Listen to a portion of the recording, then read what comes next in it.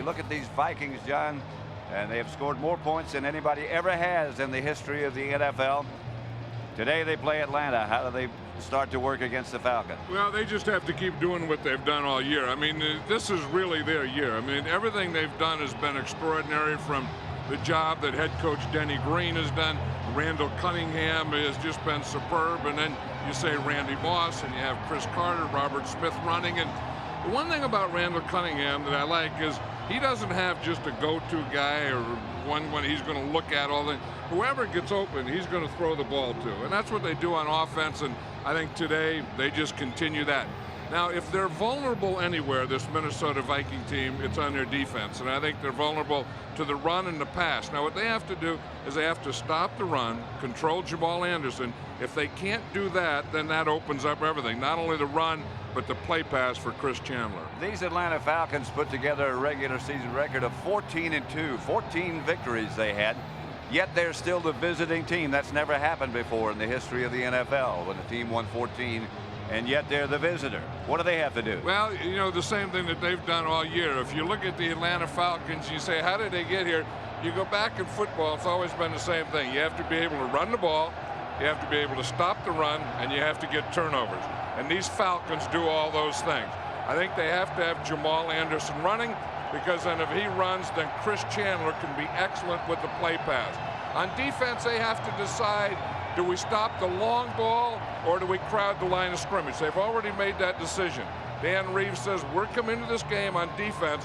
The one thing we don't want is Randy Moss to beat us deep. We are going to take that away. So Mitch Berger will start things going. And this is what it's all about. This is what we're talking about, man. Woo. Berger's kick sails deep to Tim Dwight, and he's going to bring it from 5 yards deep in the end zone. Dwight has great speed to the 23-yard line. Corey Fuller made the stop. And let's look at the Atlanta offense, led by Chris Chandler. He won his first career postseason game last week against San Francisco. The offensive line: Whitfield, Collins, Tobek, Williams, and Salam. Jamal Anderson, Kozlowski the fullback, Martin and Mathis wide, and O.J. Santiago is the tight end. That's Jack Burns, the offensive coordinator. 1st and 10 Atlanta at the 23. Chandler back to Mathis, close to a first down. Let's look at the Minnesota defense. The front four: John Randall, Tony Williams, Jerry Ball, and Derek Alexander. There was doubt about Randall. The three linebackers: Rudd, McDaniel, and Dixon Edwards. And in the secondary, Hitchcock and Fuller. The corners: Thomas and Griffith. The two safeties. 2nd and 1. And Jamal Anderson, who led the NFC in rushing, is the deep back. Flag on the play as Anderson spins out of one tackle. Got enough for the first down, but a penalty marker down. You know, it was interesting, Pat, on that first play. The thing that Foge Fazio was worried about is exactly what the Falcons did.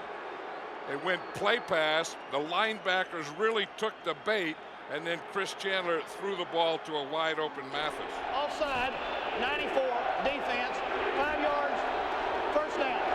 Tony Williams offsides. Walt Coleman is the referee. That's Foge Fazio.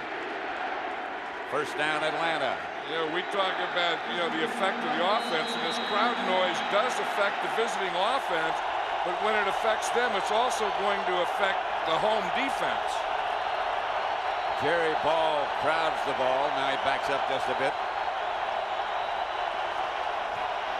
Play pass fake. Chandler. One-handed grab by Terrence Mathis. What a catch. What a catch that was. That was the thing. Again, this is their game plan. You can see that if they're worried about Jamal Anderson, they're going to give him a play fake, hold down the pass rush, and then run pass patterns like that. And Jimmy Hitchcock thought that Mathis was going to the inside. Mathis goes to the outside, and look at this catch. That is one-handed, and I think he got a little help from that glove. I think that ball stuck to that glove a little. And then he got both feet down in bounds. 19-yard pickup, first down Atlanta. And it all started with a good play pass. Chandler, Jamal Anderson to the 40. Stopped by Hitchcock. Picked up about 3. And Jamal Anderson was saying yesterday, when he starts off the game and he gets past that front 7, the defensive line linebackers, he said earlier in the game, he'll go right at a defensive back. And that time he went right at Jimmy Hitchcock, make him tackle. He says because in the 3rd and 4th quarter, he said they won't be as anxious to do that. And then that's when he makes moves on him. He only got 2. 2nd and 8. Long count by Chris Chandler, who drops to throw it. For Mathis, out of bounds and long. Good coverage over there. Corey Fuller, they're playing a cover 2, which is a 2-deep zone where the corner comes up and bumps. And when a guy gets that close to the sideline, you want to run him out of bounds. Now watch Fuller here. You see he's up. Now he's going to take him out and make him go to the outside, then give him a little bump. Now it's a tougher throw for the quarterback to throw because he has a safety in behind him, plus he has the sideline there. And now comes the noise on 3rd and 8. 4 wide receiver setup. Chandler will operate from the shotgun. Has time. Tony Martin wide open to the Viking 25. Well, the Vikings went in nickel defense, and you're going to see Ramus McDonald is the corner, and he's out there on that side, and you see him just back up, and he gives way too big a cushion. And that's what happens sometimes with nickel. When you bring in a nickel corner, McDonald was inactive last week, and he gets a little shy, so he plays off a little more than he should, and McDonald just gave away a first down on that play. 1st and 10, Atlanta. Jamal Anderson cuts it back. Cuts to about the 22, where Robert Griffith knocks it down. And you see who missed it is Jimmy Hitchcock misses the tackle here. But this is the thing that he does right. You start one way, and then you feel. He said he looks at the onside and feels the backside, and then takes it right back there. Watch Jamal Anderson. This play is a play to the right. He's looking there. He looks at the onside, feels the bad side. You see when they over-penetrate. Now, Jimmy Hitchcock, who made the tackle on him early that time, Jamal Anderson made a move on Jimmy Hitchcock. 2nd and 6. The Vikings showing blitz. Chandler outside complete. Tony Martin, a strike from Chandler. This is one of the things that Dan Reeves talked about is getting off to a good start. And again, you see the big cushion here. You see the corner off there. Now, if they play off like that, if they don't rotate up and bump and the corners play that far off, they could throw that pattern all day. Chandler will cut him to pieces. And Reeves said they wanted to get off to a quick start. They sure as heck are. 4 out of 5 is Chandler. Mathis is the move man. Anderson hammers down to about the 5, still on his feet. Well, he is something, this Jamal Anderson. I mean, he is a load because he gets through. And the one thing about him, he has great vision, and he has great power. He doesn't give you a lot to hit. All you get is like helmet, shoulder pads, and knees, and he keeps his feet going all the time. It looks like he's down about the 8-yard line. Then you look and he's at the 7, he's at the 6, and they finally spot the ball at the 5. 2nd down, about 2 for a first. Anderson is deep.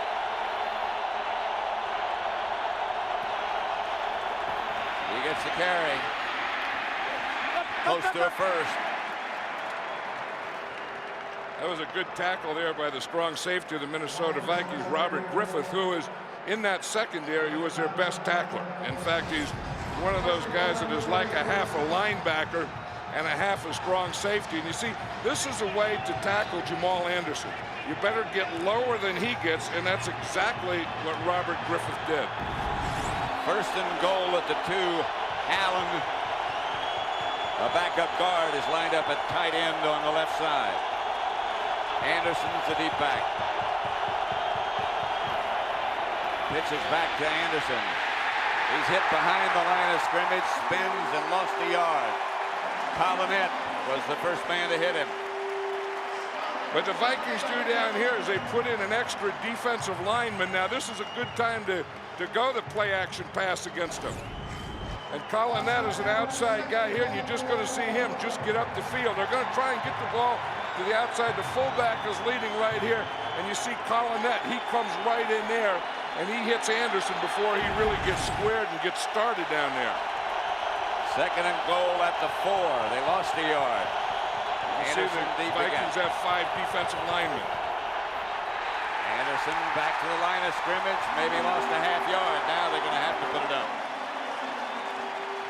Again, that's Robert Griffith. You know, if there's any Minnesota Viking defensive player that I've been impressed with over the years, it's this guy. I mean, he just makes plays all over the field. You know, he makes plays downfield, he makes interceptions, and then he is really good at that. You saw him come in, knife in from the right side there, and make that tackle for a loss.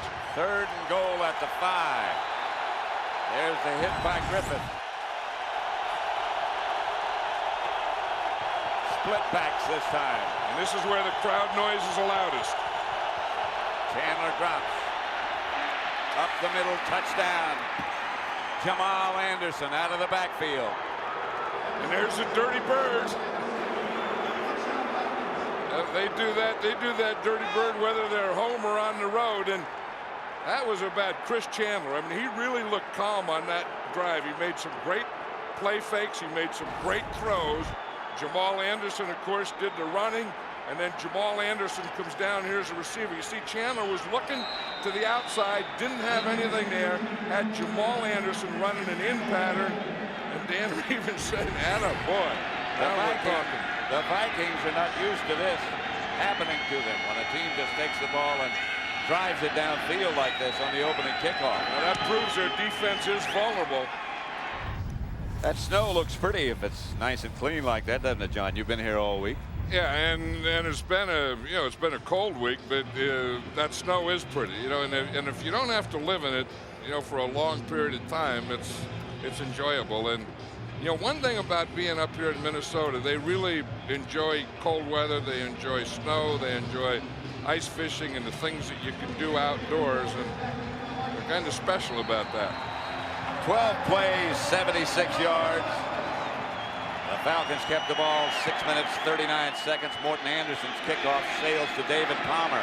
5 yards deep in the end zone, and he'll kneel there. You hear so much about Berger, but Morton Anderson can get it deep too. The Falcons took the opening kickoff, drove the length of the field, and they're ahead 7-0. Only one other time this year in regular season was Minnesota in this situation. That was against Tampa Bay, the only game they lost. Smith, Robert Smith. And let's have a look at the Minnesota offense led by Randall Cunningham, who had just a sensational year. Led the NFL in quarterback ratings. Stussy, McDaniel, Christie, Dixon, and Stringer, a big offensive line and very effective. Robert Smith and Evans start in the backfield. Moss and Hatchett wide. Chris Carter is the other receiver, unless they play a tight end. Here's Cunningham. Pass caught by Randy Moss. Well, let's look at the Atlanta defense. That's the first down, Minnesota. The front four: Smith, Jonette, Hall, and Archambault.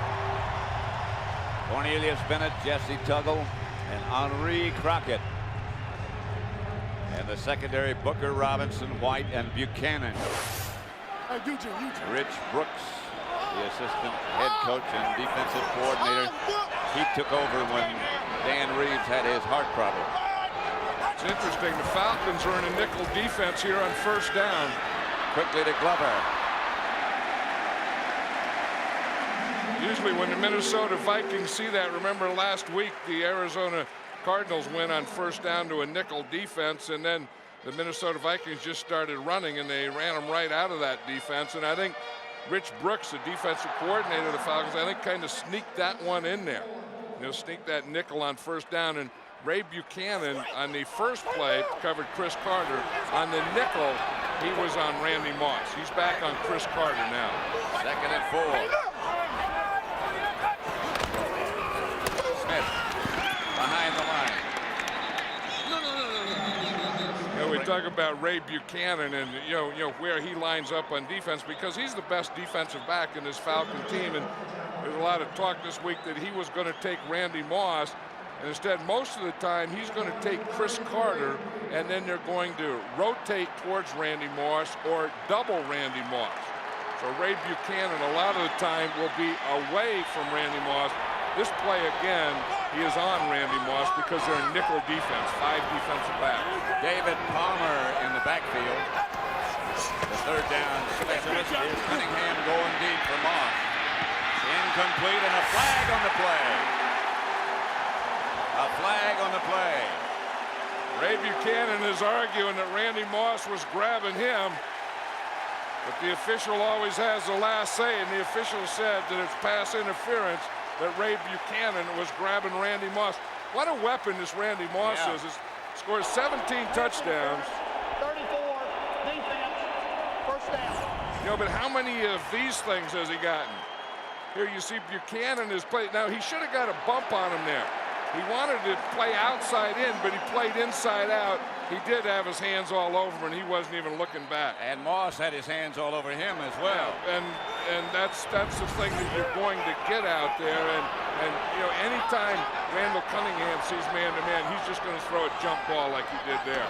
That's a wise thing to do. Here's Cunningham again going deep. Out of the end zone. Touchdown. He's in the end zone. Randy Moss. Took him a long time to make the call. What a player. He tells Randall Cunningham, just chuck it out there, dog. And that's exactly what Randall Cunningham did. And here he is up here. You're going to see Randy Moss is running a post pattern. He gives him a little outside moves, holds him out there. Randall Cunningham throws a perfect pass. Now Randy Moss had to catch that and keep both feet inbounds. Woo! You know, that catch was, we talked about the throw and the catch, but watch Randy Moss here again. He's gonna run that post pattern, and you see he starts out. You see, to hold that corner a little to the outside, then he goes inside to give Randall Cunningham a target, and then right here, you see he catches the ball and he gets both feet in. See, right there's the catch. The left foot was down, now the right foot. Let me do it one more time. Catch, left foot down, then you let it go, and you see that the right foot down. So he got the catch and both feet inbound. Berger's kickoff goes over the head of Tim Dwight. Atlanta 7, Minnesota 7. 5:27 left in the first quarter. Atlanta has the ball 1st and 10 at their own 20. Minnesota was saying on that first drive, Pat, that they only had 2 runs when they expected run. They were fooled every other time. Chandler drops the throw, gets it outside to Kozlowski, who is the fullback. Dixon Edwards took him out of bounds. This is the Atlanta ball control, their first drive. This is what they do so well. They led the league in time of possession. You know, and a lot of it has to do with Jamal Anderson. We know that, but a lot of it also has to do with Chris Chandler. I mean, he really looks calm here. That's a big loss there. That's Ed McDaniel, the starting middle linebacker for the Vikings, and a big part of their run defense. Pete Bercich took his place. Flag on the play. The Vikings started to blitz and couldn't get back in time. Yep, that's that 8th man up. We talk about Robert Griffith, a strong safety, and now he's kind of half a safety, half a linebacker. That time he was about 3/4 linebacker because he was off sides. You don't see an awful lot of that when a safety comes up and jumps off sides, and Robert Griffith did that.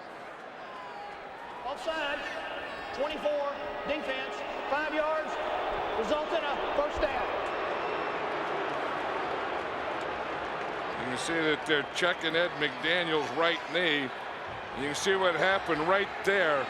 See, that was just one of those artificial turf things, Pat, where his foot got caught in the turf, and the only thing that could go was the joint. But he looks like he's shaking his head, but he's okay. He's walking pretty well now. 1st and 10 Atlanta at the 30. Flag on the play as Jamal Anderson gets the carry. And they get him before he gets back to the line of scrimmage, but I think the Vikings were offside again. I think that's John Randall. The play before that, we saw it was Robert Griffith lined up. That time it looked like John Randall, although John Randall is saying that Bob Whitfield, the tackle, moved. Offside, 93, defense. It is John Randall. You know, I think this crowd noise, you know, we talked about it. Here's John Randall right here.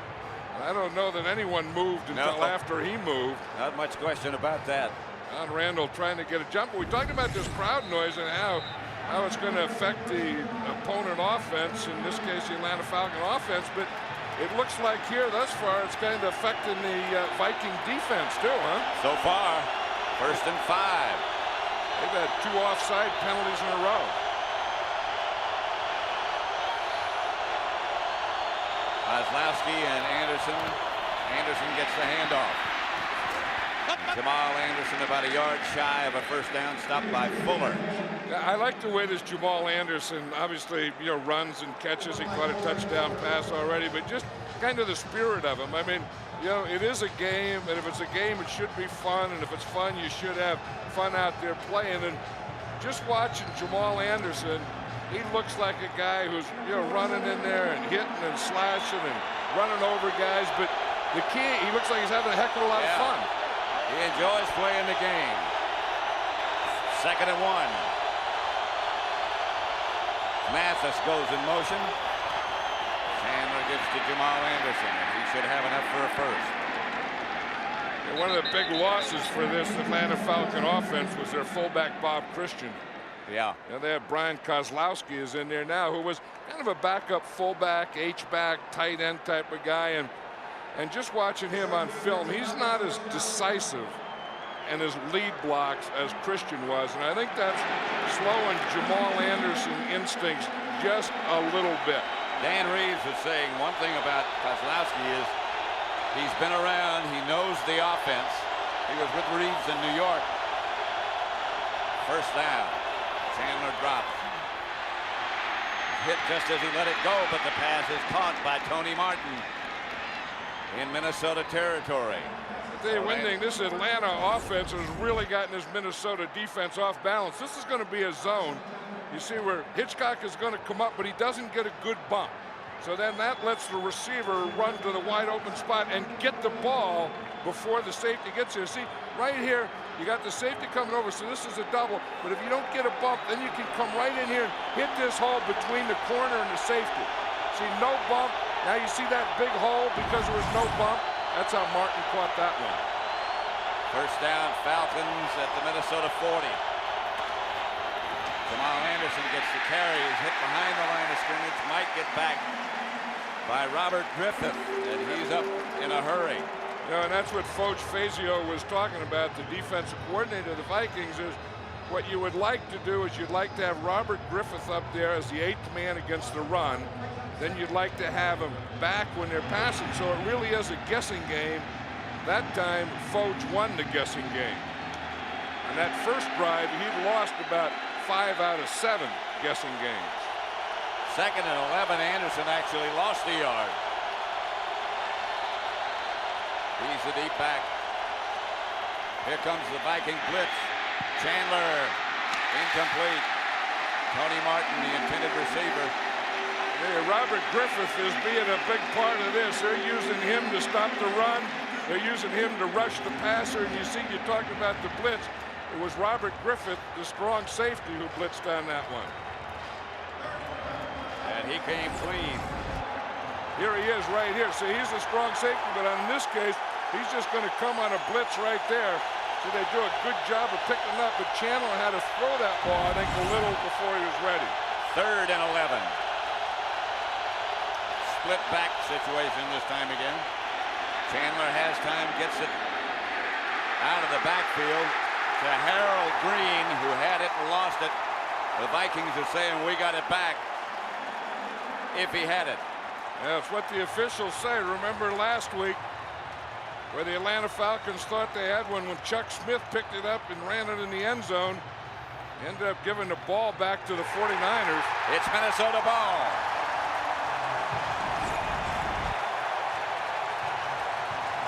It looks like Green just catches this ball and then he goes to run and falls down. Yep. And the ball comes out. Now, I've always heard that the ground can't cause a fumble. Now, the ground caused that fumble. It did. Yes, it did. So again, then it's when the official blows his name. Watch the official there. He's not even looking. The ball popped out. See that Harold Green comes out here and catches a pass, and he just falls down. And then there's no whistle. You see the ground can't cause a fumble, and that shouldn't have been a fumble.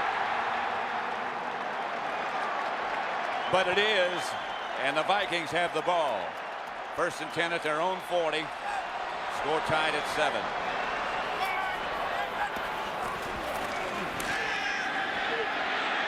Going deep is Cunningham. Incomplete and no flag intended for Randy Moss. And Ray Buchanan, one of the best defensive backs in the league, is really happy with himself about that, because this is a place, if you're a corner, that you really don't want to be. You don't want to be running down the field with Randy Moss, because you know two things if you're Ray Buchanan. One, if you get in a jumping contest, he's going to beat you. And two, if you get in a race, he's going to beat you. 2nd and 10. They took their shot. Smith, the deep back. 3 wide receivers. Ray Buchanan again is lined up on Randy Moss. Matthew Hatchett, who replaced Jake Reed, makes the catch and gets the Viking first down. Ronnie Bradford brought him down. Yeah, Jake Reed is inactive for this game. And so Matthew Hatchett is going to be the 3rd wide receiver. And this is a guy that the Minnesota Vikings have liked all year. And they really thought, before they drafted Randy Moss, they thought he was going to be their 3rd wide receiver this year. And he probably would have been. But, you know, I mean, he's in the same thing. You know, he's a big, tall, strong receiver that really fits into the mold of these other Viking receivers. 1st and 10. Smith gets the carry, and he's hit behind the line of scrimmage for a loss by Jesse Tuggle, longtime Atlanta linebacker. You wonder how Dan Reeves can stay so calm after that, after seeing that fumble. But that was a bad play. I mean, you put your backup running back in, you throw him a flip, and he kind of stumbles around, falls down, and fumbles. 7-7 at the end of 1. We're beginning the 2nd quarter at the Metrodome in Minneapolis. Minnesota ball at the Atlanta 48-yard line. 2nd and about 11 or 12. And Cunningham drops and throws. Pass is caught by Andrew Glover, the tight end. They have so many weapons, you forget about almost Andrew Glover and how big he is and what a big target he is. Yeah, and you think of both of these teams have so many weapons. And to me, the start of this, the 1st quarter, this is what a championship game should be about. I mean, where both teams have, good running, they have good passing, they have big plays, they have good defensive plays, and this is really kind of what it's all about. This is fun being here. 3rd and 4. Palmer is the back behind Cunningham. Now he comes out. Pass is caught by Randy Moss. 1st down, Minnesota. Yeah, we talk about what a job this guy did, but watch Randall McDaniel here. Now this stance is something that he says that he developed when he had a bad knee so he could stay low. He says he does everything wrong. He doesn't want kids to watch him copy because no one else can do it. But he said when he goes home to his family, he said his nephews and nieces all get in that stance. Well, not many people can get in that stance to begin with. That's right, nephews and nieces being younger nephews and nieces. Smith again is hit as he gets back to the line of scrimmage.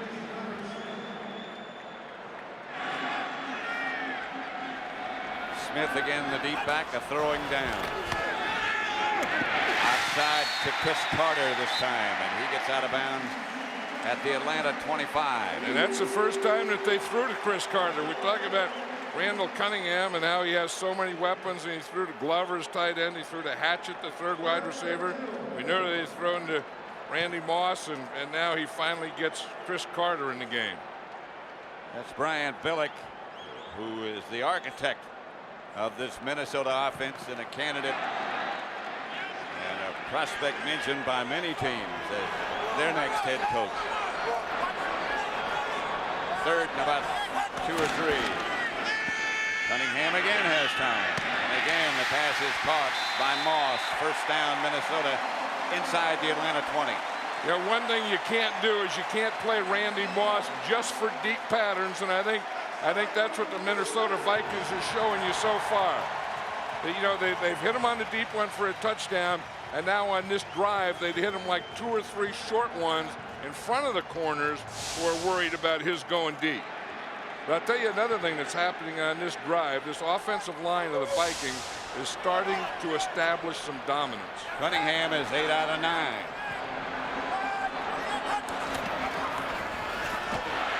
Robert Smith. That's the first time he's seen any daylight. And he takes advantage down to about the 13. And sometimes you have to loosen up a defense too, and you're going to see the blocking on this side. We talk about Corey Stringer here, the big 330-pound tackle. You see he's going to pull out. He gets a block right there. And you see that opens up the hole. The center, Jeff Christie, one of the few pulling centers in the league, comes through that hole that Stringer makes, and he's the lead for Robert Smith. Good block by Greg DeLong, too, who is their blocking tight end. Second and 4. Smith again. Doesn't get much. Yeah, that's what quickness does. You see how quick Jesse Tuggle, number 58, he started the outside and came all the way around and caught that thing from behind. Of course, it was slowed up in the middle so that he could do it. But that's what these two tackles do. You know, you look at Shane Gronett and Travis Hall, and what they do is they take on blocks. And then Jesse Tuggle can start, you see, and he can penetrate here and come in. You see, they take on double teams, and then when you get the double team, that's going to free up the middle linebacker. And when the middle linebacker is free and has speed and quickness like Jesse Tuggle, he makes that play. Here's Cunningham, who takes the deep snap, and he's running down to about the 11. Yep, that's that trick that didn't work. They got, that was the thing that David Palmer had done. You know, that old single wing. This time, instead of putting Palmer in there, you can see that they put Randall Cunningham back here. Now, Randall Cunningham, it looked like that whole offensive line moved before that ball was snapped. Maybe that's why they didn't call it. They all moved at the same time. Yeah, but the ball didn't move. The only guy that didn't move at the same time was the center. That was one of Brian Billick's tricks that I think kind of backfired on him, huh? Gary Anderson puts the Vikings ahead. He is still perfect. Minnesota 10, Atlanta 7. 9:52 left to play in the first half. The Vikings lead for the first time. Atlanta took the opening kickoff. Here's Berger's kickoff. The last one went all the way out of the end zone. This is Tim Dwight. Fields it about a yard deep this time. Out to about the 23, where the Falcons will take over. Back at the Metrodome, Pat Summerall with John Madden. 10-7 Minnesota. The Falcons have the ball at their own 24-yard line. This crowd, as I'm sure you've heard, is one of the loudest anywhere in football. And today they were tuned up when we got started. You know, but it sure hasn't bothered Chris Chandler. No. He's 8 out of 10, and he looks very calm. I mean, he's not intimidated at all by this noise. John Randall on the sideline, you saw. Chandler back to throw it. O.J. Santiago, his tight end, and another loose ball. Fumble, and Minnesota has it. Griffiths came up with it.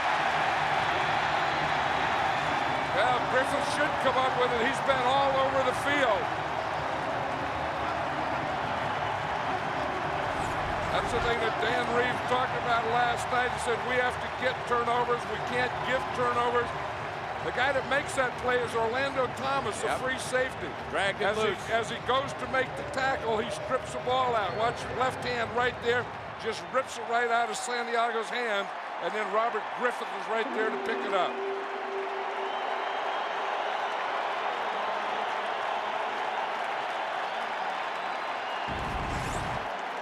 Orlando Thomas shaken up on the play a little bit after he knocked the ball loose. Yeah, remember last week he pulled a hamstring and he missed a big part of the game. Hey, you see what they did to Chris Chandler after that play? Stalin Collinet almost knocked him out. They got 3 points off their first turnover, Minnesota did. Now they've got another one. Moss comes in motion and Cunningham is going to work. There's a screen pass to Moss. And Randy Moss, who's got great speed, gets down to the 15 and hurdles over to about the 13. Now that was a heck of a play, Pat. That Randy Moss started out on the right side. They fake him a reverse on the right and throw him a screen to the left. Watch it. Here comes Randy Moss right here. They're going to fake him the ball. Now the screen develops. You see the lineman come out here. Randy Moss catches a ball. McDaniel gets a block. Christie gets a block. Moss gets a cutback. And that is one of the tricks that they had down inside the 20 that worked for them. David Dixon just limped off. And Everett Lindsay has replaced him in the Minnesota offensive line, right guard. Handoff to Charles Evans, one of the rare carries that he gets, and he gets good yardage. You just said Everett Lindsay went in there for David Dixon, that guy right there. And the first play that they run to Charles Evans right behind Everett Lindsay. But here's Lindsay right here, and he's going to start right in this area. See, good block there, double teamed by Lindsay and Christie. Evans starts right at that and then cuts back to the soft spot. Evans got 8 yards at 2nd and 2. Moss was the man in motion. This is Leroy Horde to about the 3. Maybe the 2. Yeah, we always talk about all the weapons that the Vikings have, and you go from receiver to receiver and say their running game is Robert Smith, but their running game is also a pretty big dose of this guy here, Leroy Horde. 3 touchdowns last week. Robert Smith gets a rest. Robert Smith is a speed guy. He's the slash guy. Then they bring in Leroy Horde for the short yardage, the goal line. He's the power guy. 1st and goal at the 3 for Minnesota. They lead 10-7.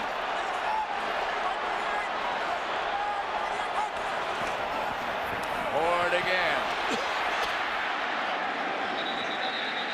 To the 2.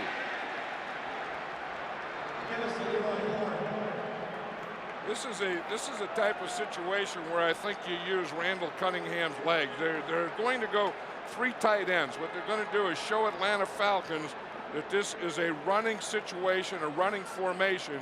And I wouldn't be surprised if they faked a run here. This is Charles Evans, the fullback, who's down for the Vikings. Horde, the deep back. Leroy Horde fighting for yardage. He's a little bit short. And Randall Cunningham immediately turned to the Minnesota Vikings sideline, and he just showed that they just have inches to go.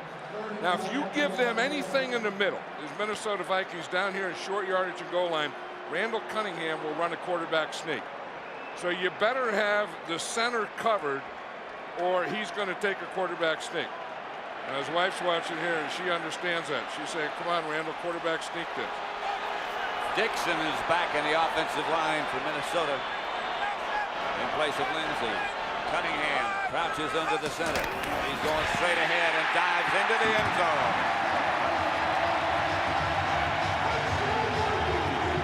Randall's wife, Felicity.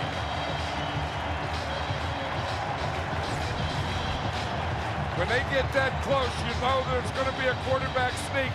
He felt the linebacker coming to his right on a blitz, so he knew if there was going to be a soft spot, it wasn't going to be to his right because there was a big old linebacker diving there, but it would be to his left, and that's exactly where he took it.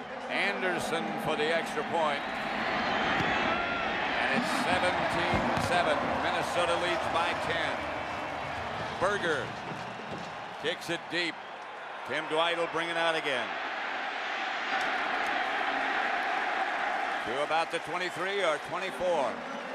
Turnovers have played a big part in Minnesota's scoring. Yeah, and this first turnover, remember, was to Harold Green here. Now, the rule is that the ground can't cause a fumble. But Jerry Seaman came in and said, that's right, but the guy has to be touched. You see how he has to be touched as he's going down. Harold Green wasn't touched, so therefore that was a fumble. And of course, that led to 3 points for the Minnesota Vikings. Then they had the other turnover, Santiago's fumble, that led to 7. So the Vikings have 10 points here in a row over turnovers. Inevitably, especially in big games, it's the turnovers that make the difference. Here's Chandler, and he's down. The rush from outside. John Randall got that one. That was one of the things that Andre Patterson, the defensive coach, was talking about, the defensive line coach. He was saying that here he wants to put John Randall here on Bob Whitfield. He said that's one of the matchups that he likes as a pass rusher. And you see John Randall just starts into Whitfield, then he gives him that slap with the right hand and comes right around him. Williams and Randall get that sack. And Randall come from the outside, and that made Chandler step up. And as he stepped up, he stepped right into Tony Williams. Second down. 14 they need for a first, and Chandler drops. Screen pass to Jamal Anderson. The Vikings have played it well. Now they got him going. They got this Atlanta Falcon team back on their heels. You know, it's interesting seeing them. You know, anytime you get a big pass rush like that, then you want to come back with a draw or screen. That's an old NFL thing. And Chris Chandler's father-in-law is John Brody. Remember the ex-49er, sure. Great quarterback, and there was no one that I know in the history of football that threw a screen pass better than John Brody. Out of the shotgun this time. Chris Chandler. Extra wide receivers. The Vikings do not blitz. Chandler has time, gets it up the field and high. Intended for Tony Martin. I tell you, Chandler really started off, I thought in the first quarter, he was very cool, he was very calm, and his offense was very efficient.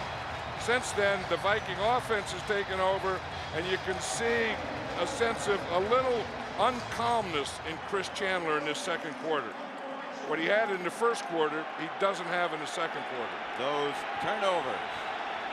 Dan Straczynski back to punt for Atlanta.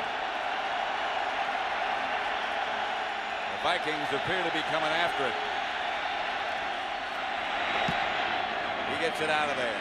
David Palmer back deep. Signals fair catch and makes it.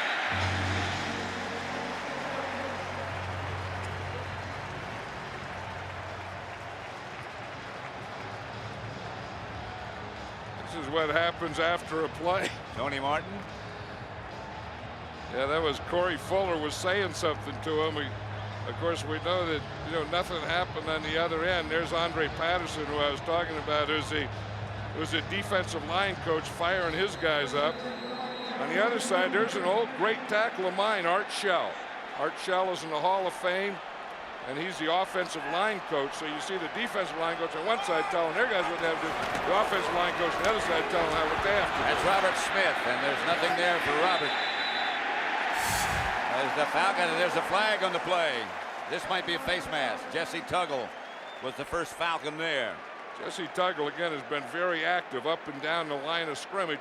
And again, that play starts by his two defensive tackles tying up two blockers and freeing him to flow. Face mask violation against Atlanta. Here's Robert Smith. Foul, grasping the face mask, 58, defense, 15 yards. Got him. Yep. First down. That's Jesse Tuggle. He got in the flow. He was free. He did exactly what he had to do until he grabbed the face mask at the end. We've talked about this all season. Remember, there's two types of face mask penalties, the 5-yard and the 15-yard variety. And it seemed this year, every time there's a face mask penalty, it's a 15-yard variety. Well, it's supposed to be, if it's incidental, only 5. But as you say, we haven't seen many 5. I think old Jesse jerked that one pretty good. And Yeah, he did. The Falcons look like they're self-destructing here in this second quarter. They got to calm down right now. Here's Cunningham. He gets it out to Charles Evans, who's knocked out of bounds, and there's another flag. Booker hit Evans, and they think he hit him a little late, I believe. You know, there's a you want to be fired up, you want to be ready to play. You know it's a championship game. The winner goes to the Super Bowl, but still within that intensity, you have to be smart. Personal foul. You don't want to lose your poise. 80 of the defense, 15 yards. Another 15.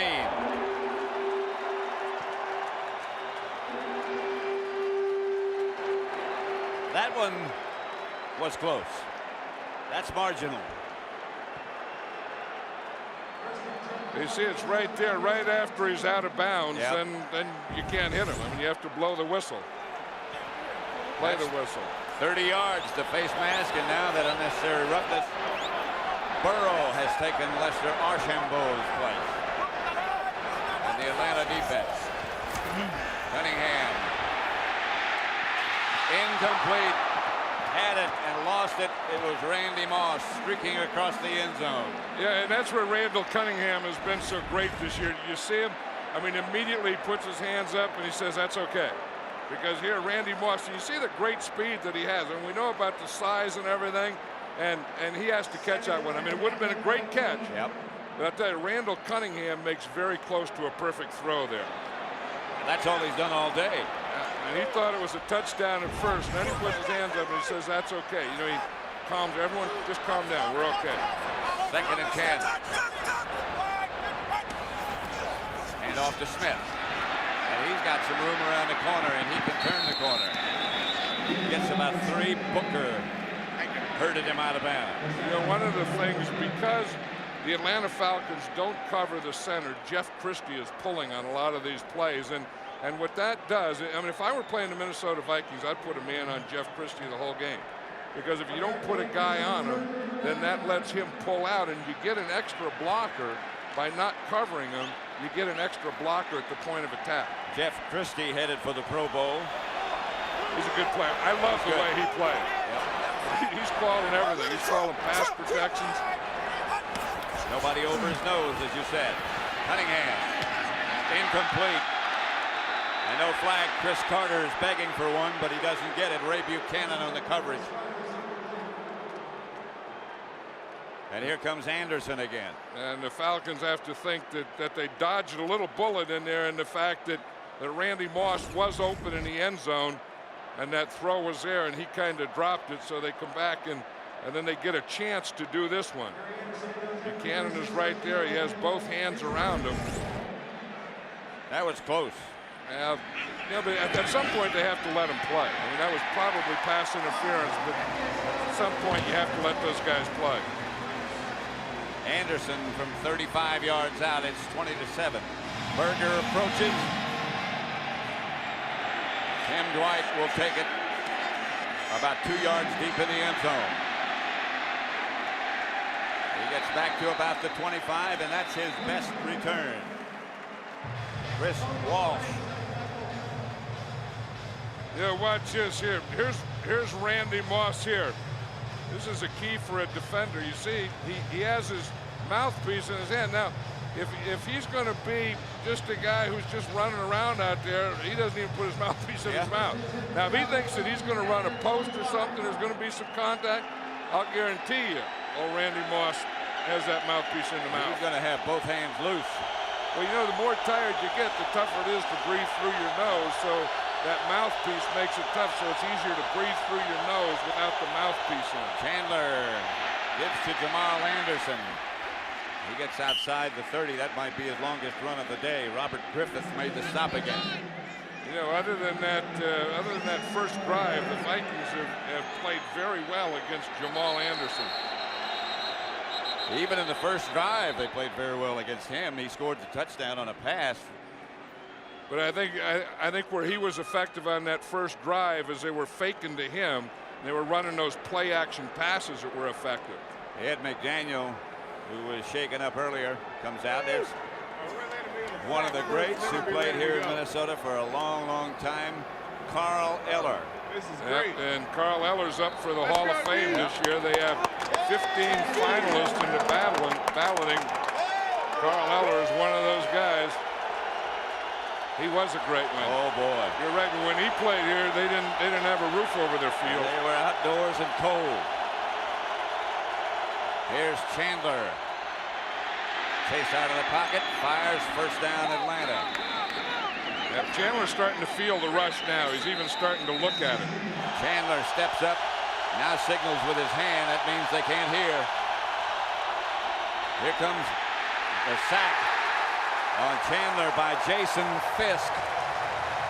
Watch Chris Chandler on that, Pat, and he's done that the last couple times. He's starting to look at the pass rush.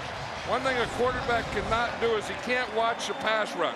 And you watch him here in the shotgun, he's going to see it come here. And you see him put his head down there, and he looks at the pass rush. Now, there wasn't much that he could do about it because Jason Fisk was coming free up the middle. Here's Chandler, drops it out to Anderson. And Jamal Anderson steps out of a couple of tackles, gets out of bounds, stops the clock at the 38. See, there's Jack Burns on the left. Now, Jack Burns calls the plays. He calls him down to backup quarterback Steve DeBerg. And DeBerg is the guy who calls the plays into Chris Chandler. Dan Reeves is not part of this. Dan Reeves just listens to it. He can hear, but he doesn't interrupt or call plays. He suggests maybe. And he does, like, you know, fourth down to go for it, take penalties, those kinds of things. But Jack Burns is calling these plays and has called them all year. 3rd and 12. The Vikings showing blitz, and here they come. And Chandler steps up and fires deep. He's got a man open and out of bounds. It was Tony Martin. But the ball sailed out of bounds and over his head. And we talked about Robert Griffith and all the things that he's done. This guy's been all over the field. And it was him again that was pressuring on that play. And the one thing, I think they have Chris Chandler out of sync now. They have that passing game out of sync, and they're just going after him and not letting him have any timing. Here's Robert Griffin. You see number 24. He just comes off the right and then just jumps on Chandler as he throws it. Straczynski to Palmer. Palmer signals fair catch, makes it at the 16. And I think, you know, if they're going to get back in this game, they not only have to do it offensively and defensively, but they have to get some turnovers. They got to do it right here. They can't let the Vikings get more points on the board. Cunningham throws wild high. Matthew Hatchett was the intended target. Yeah, we're talking about Randall Cunningham and what a great year he's had, and he does everything so calmly. Even when he goes down easily. You know, I mean, it's not the abrupt, you know, the violent hit. He looks like he just kind of stretches and goes down to the ground. Now, I know that's easy for me to say. Howie. But an old lineman should never be seen having that done to him. Did you ever think you see that? No, that's why linemen always wear big face masks to cover up how ugly they were. Incomplete. Intended for Chris Carter. Chris Carter hasn't been a big part of this first half. It's been about running, and it's been about Randy Moss. We know that Chris Carter is a heck of a competitor, and you can see what the noise was about. He was hit there in the back before the ball got there. Randy Fuller involved in a little meeting with Chris Carter. I think there's a lot of talking going on down there. Too. You know, that stuff between defensive backs and wide receivers that I never felt was a necessary part of the game. 3rd and 10. Cunningham drops. Moss goes deep. Cunningham lost the ball somehow. Pump fake, and he lost it. Atlanta says they have it. Well, if they did, we just said what Atlanta needs is a turnover, and this would be a big, big one if they get this. They got it. What happened to Cunningham? Did you see? Yeah, I see. It looks like he goes to throw the ball and then pulls it back. But somebody hit his arm. The ball was knocked out of his hand before it went through. Chuck Smith hit his arm. Chuck Smith came from that backside. Randall Cunningham takes that big, long windup, and as he takes that windup and brings that ball back, Chuck Smith just knocked it right out of his hand.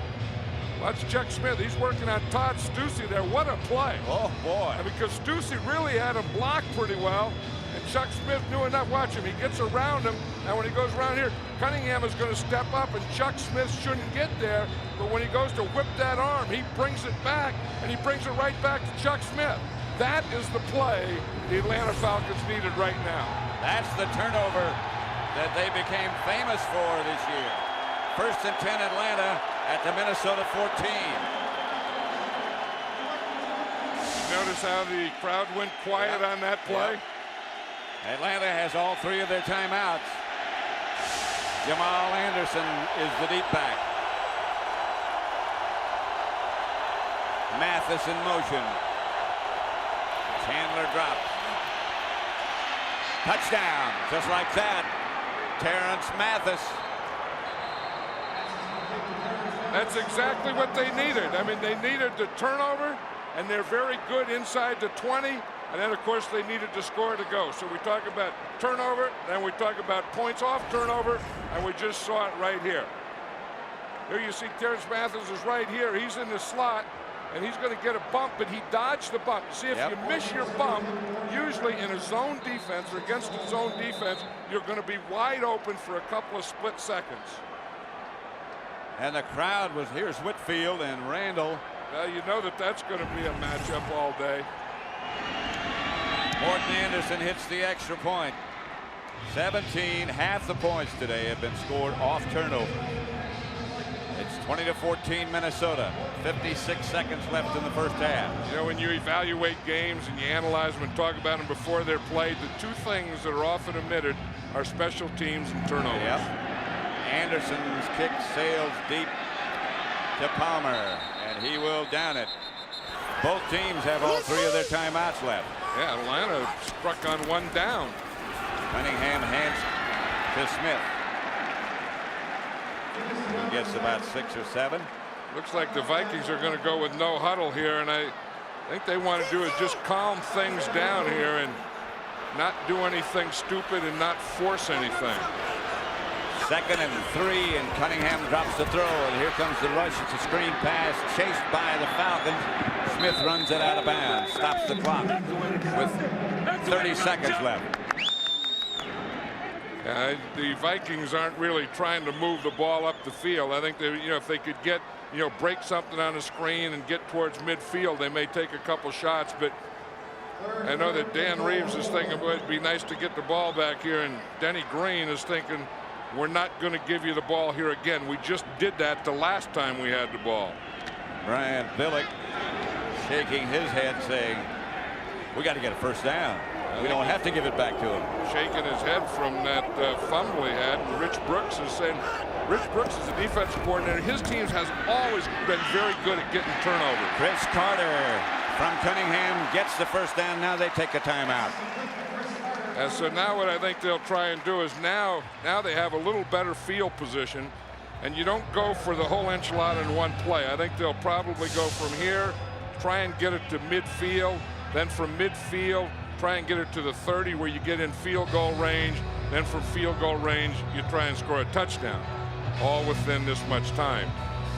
Gary Anderson, Denny Green said he's confident that he can reach it from midfield. From about 54 yards away. That would be the 44-yard line. Well, I think when you get a shot at the end of a half and you only have a second or 2 left, then you don't care. I mean, you're going to take whatever it is. Remember this year in Denver, Jason Elam and what he did on that shot. And I think if they get down there and it happens to be at 58 yards, I think he would probably take a shot with this much time. Here's Cunningham on first down. 3-man rush by Atlanta. Cunningham retreats. Outside to Leroy Horde, out of bounds. They don't have to burn a timeout. They have 2 left. And Berger, who has the powerful leg, also. That's probably what they're thinking. You remember he had 1 kickoff today that went through the uprights already. So you know that Mitch Berger has a leg to do it. So if they get an extraordinarily long field goal, they'll probably go with him. But to do any of those things, they still have to pick up about 20 more yards before they can think of any kicks. 2nd and 7. 3-man rush again. Cunningham retreats. Dumps it off to Leroy Horde, and Horde scrambles for the first down. And now they call timeout. You see, this is one of those occasions where a team uses a prevent defense and it works. You know, because when it doesn't work, everyone says, oh, the prevent, what did they get in a prevent? Or, you know, all that prevents you from winning. But this is a time, these last couple of plays, the way that the Falcons have played this prevent defense, they've made Randall Cunningham throw that short underneath pass and tackle them, and they didn't get anything. The 3-man rush has put no pressure.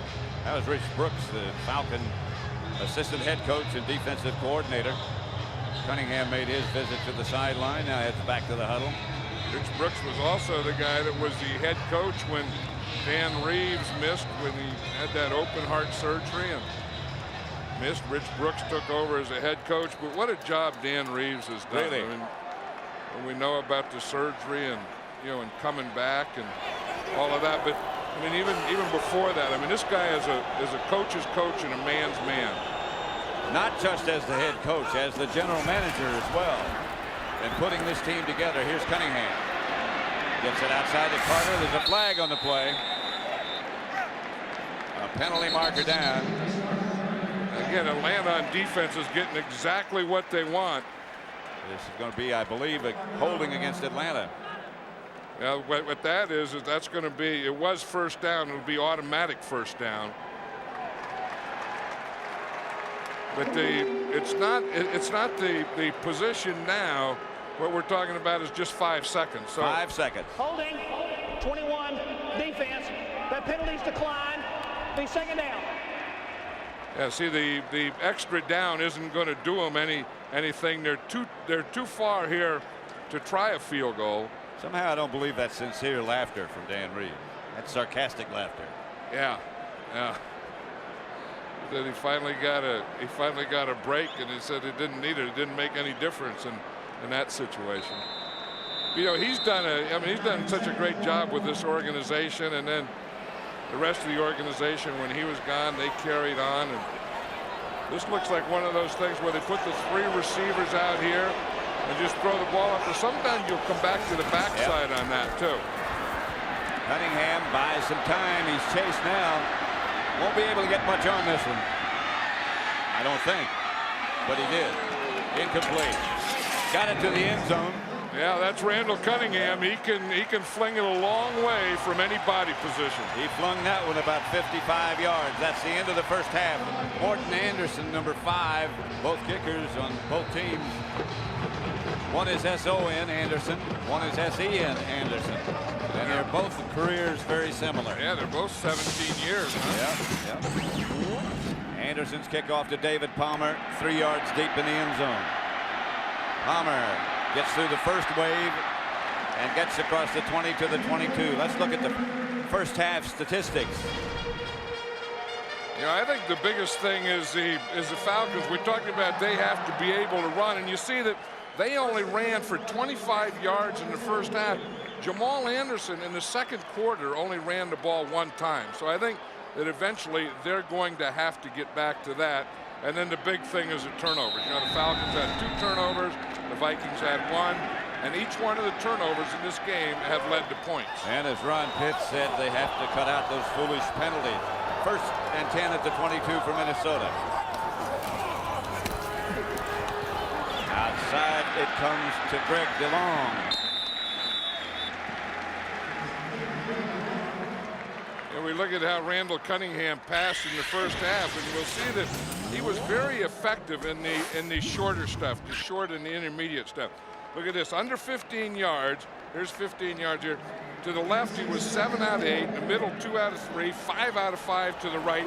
He only completed 1 pass deep, and that was that post to Randy Moss for the touchdown. 2nd and 4. Cunningham rolls. Incomplete. Robert Smith, the intended receiver. Cornelius Bennett, the defender. And of course, he had some pressure on that backside. The Minnesota Vikings do an interesting thing. What they do is they slide their line. Now, if you rush away from the slide, then you're going to get pressure. And that's exactly what the Falcons did on that play. The Vikings slid their line to the left, and the Falcons' pressure or rush came from the right. 3rd and 4. Split backs, one of whom is Palmer. Cunningham back to throw it, gets it outside to Palmer, who steps backwards and then gets the first down. Bennett had a shot at him, and he got away from Cornelius Bennett and got the first for Minnesota. Have we ever done a Minnesota game where David Palmer doesn't make a big play? No. And here it is. I mean, he's a punt returner or a kick returner, but when you put him in the offense and he gets the ball, he runs like a punt returner and a kick returner. And what Brian Billick would like to do is get the ball in his hands 6 or 7 times per game, because you're always ready for a big play. 1st and 10, quick count. This is Smith. Stop, no gain, maybe a yard. 9 different receivers have caught passes for the Vikings. And one of the things I think, since the middle of the second quarter, those different receivers have been all the short guy. Yep. And I think that's good in that you're moving the ball around, but I think that's bad in that you better stretch the field, because this Falcon defense is starting to bunch up on them, and I think they got to get Randy Moss back in there deep. Somebody better get out here and cover Chris Carter. There's no one on him. Split wide to the left is Moss. Cunningham gives again to Robert Smith, and down he goes for a loss. Keith Brooking, the rookie from Georgia Tech, their first-round draft choice this past year. I tell you, he lays a hit there. This is a way you're supposed to tackle. He's up in here, and you see that he's going to get pressure. He comes kind of like a run blitz. And I tell you, that is a way to tackle. I mean, Brooking just straightened him up and said that is a tackle. That's why he was a first-round pick, too. Yeah. 3rd and 11. What did Bill Moss say Randy Moss had done? Pulled his stomach muscle? No, he said he hurt his stomach. Here comes the blitz. Cunningham throws the screen pass. And the Falcons play it well. David Palmer caught the pass from Cunningham. But Minnesota will have to punt. I think of all the plays in the Minnesota offense and spreading the ball around and those kind of things, the one play that the Falcon defense has played very well is that screen pass. And I think, again, the Vikings have to start getting the ball down the field more. The first punt of the day for Mitch Berger. He only punted one time last week against Arizona. And this is a rocket. Tim Dwight has to retreat all the way back to his goal line to handle it, but now he's got some room. Dwight brought it back and almost broke it at about the 28. 1st and 10 at the 28 for Atlanta. Mathis was the man in motion. This is Jamal Anderson. Picked up a couple. Remember when Dwight returned that punt?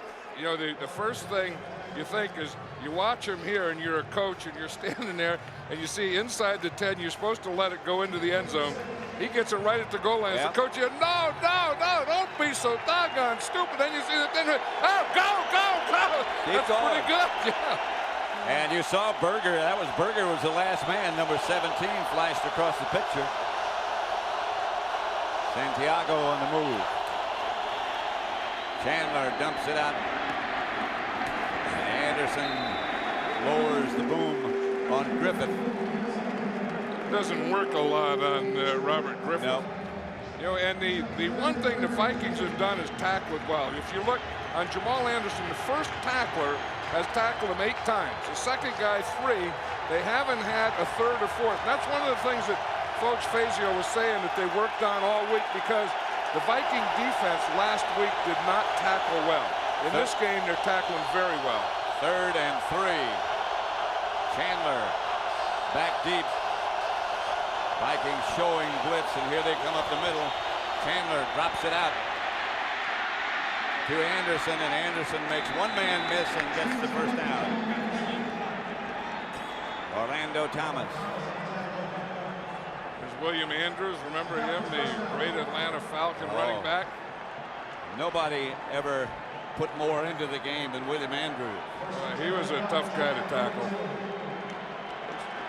Looks like now he would You'd need longer arms. still be a tough guy to tackle. First and 10 Atlanta at their own 42. They trail by 6. Chandler with time has Tony Martin open and hits him. Moves into Viking territory. Yeah, and this is the way that the Falcons started and the way Chandler started. And you see, here's going to be the pass pattern. It's against the zone out here. You get by the first guy, then you find the hole right there in the zone, and you just sit down. Now, the way that they were able to hold the linebacker again is with the play-action pass, and that started the whole thing. John Randall is standing over on the sideline. First and 10 at the Minnesota 42 for Atlanta. They trail by 6. Anderson cuts back. Maybe he got 2. Not much. Oxendine was the ball carrier, not Jamal Anderson. Yeah, they talk about how the Falcon defense flies around and gang tackles and does all those things. I'll say the Minnesota Viking defense is flying around and gang tackling and doing those things too. Now Anderson checks back in. Oxendine goes out. John Randall's in there for the pass rush. You see him right here. He talks right up until the ball snap. Vikings are going with a 3-man line, but they pressure from this too.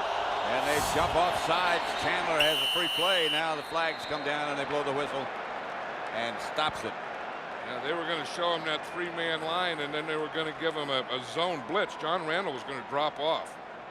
Offsides, 90 on the defense, unabated to the quarterback. 5 Derek yards, Alexander. Still second down. That's the Minnesota Vikings defense, 4th offside. Here's Alexander. He's in a 2-point stance up here on top. You see, and he's also on the top, and he's also to the side of the blitz. You see, the blitz was going to come from the defensive left side, and he was going to be the guy that he was thinking that he was going to be free. Second and 5. The winner of this goes to Miami.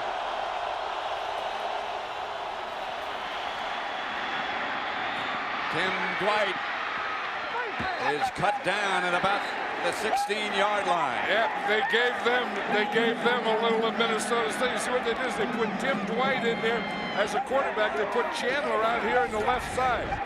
Chandler's out here like a wide receiver. He's looking in. In fact, he's faking like it's going to be a screen. Why anyone would even go for him?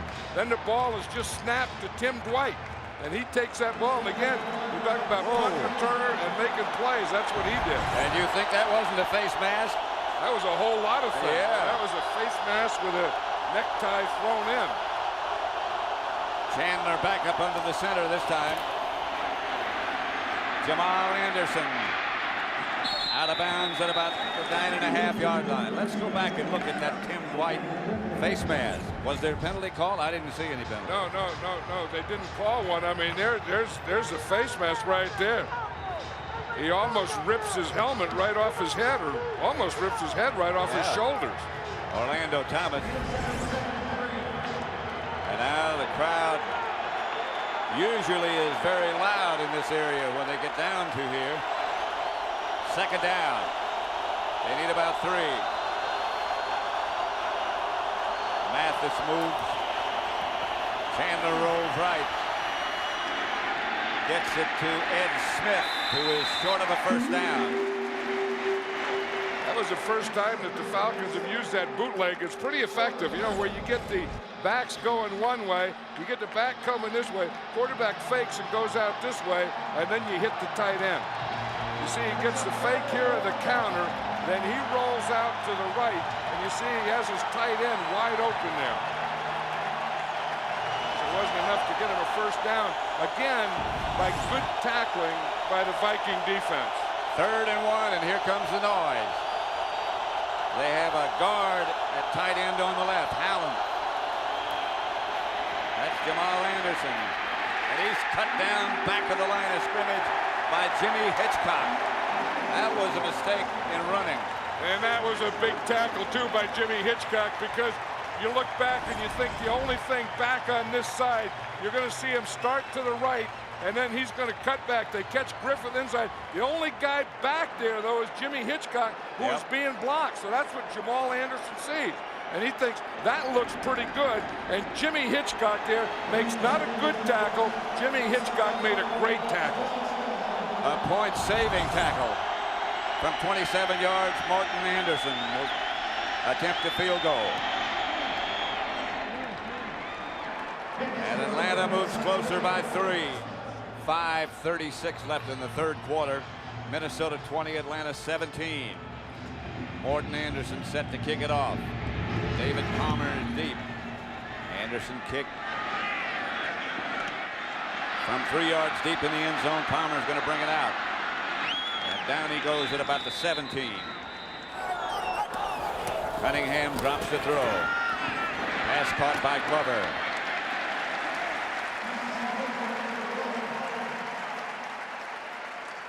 There's Tim Dwight there who kind of changed some momentum there. You look at it on that last drive, he fields a punt back there in the goal line. You're not supposed to do that, but he gets some good field position. Then they put him in at quarterback. He gives a little hand fake, and then here at the end, he takes a heck of a face mask that wasn't called. But Tim Dwight helped change momentum on that last drive. He's got tremendous speed. Here's Robert Smith right at the line of scrimmage. Not enough to Glover on first down to pick up a first down, and now Smith has lost a yard. Yeah, I think the Vikings have to crank it up. You know, in their first 4 drives, they scored every time they had the ball. On their last 3 drives, they haven't scored. And I think, to me, they look like, you know, part of it is the Atlanta Falcons are playing very good defense, but I think the Vikings have gotten a little too conservative. 3rd and 1. They're not used to anybody being this close to them. They're throwing shorter and shorter passes as the game goes on.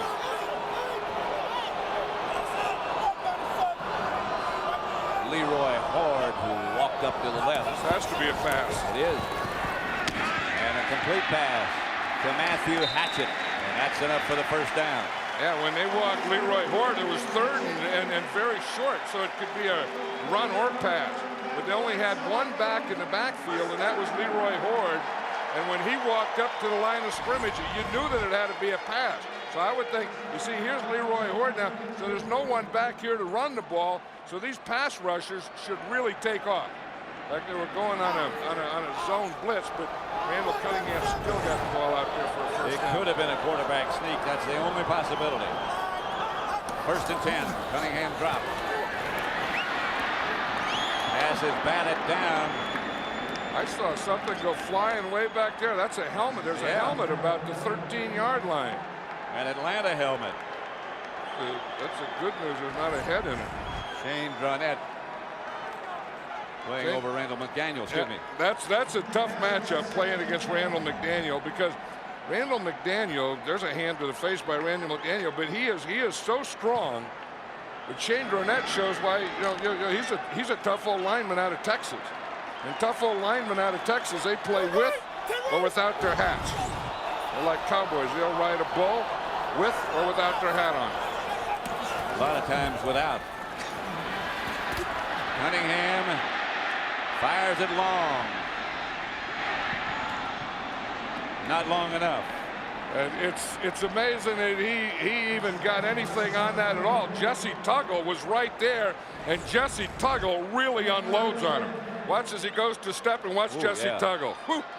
I mean, he knocked him back about 5 yards. He knocked him sideways and upside down and everything. So you say, why didn't Randall Cunningham get anything on that ball? Because of Jesse Tuggle. Hard to step into it, isn't it? Whap! 3rd and 10. They had Moss doubled. Yeah, they had him double, but the ball only got there halfway anyway. 3 wide receivers this time. Cunningham back to throw it. Underneath, Chris Carter. Nobody does it better. Yeah, and I think they have to get Chris Carter more involved in the game, because I don't know that they have to go deep, but I think they have to do the stuff that Chris Carter does, and that's this type of thing, the intermediate route. You see where he's going to come up, then he has an option, he goes to the inside, finds a hole in the zone, gives Randall Cunningham something to throw at, and then he turns it up. 1st and 10, Minnesota.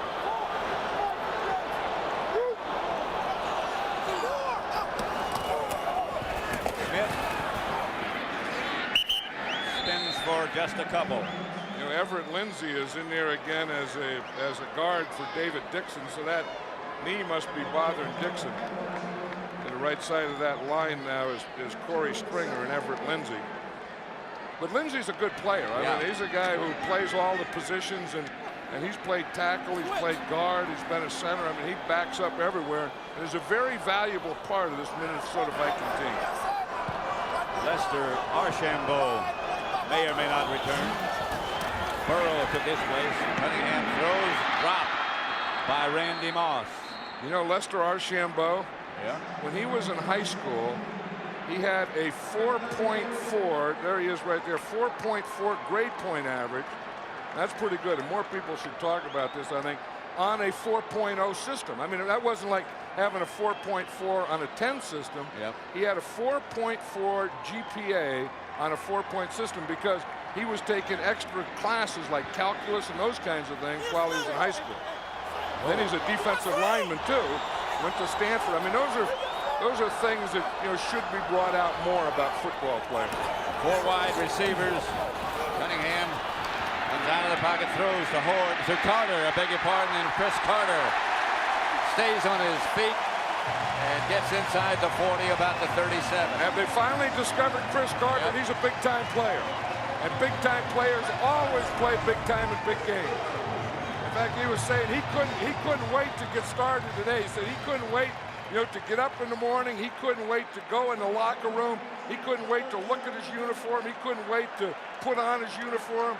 He couldn't wait to get out in the pregame warm-up. And then obviously, he couldn't wait for this game because he said he's played a long time, but he's never been a champion. He knows how to get open.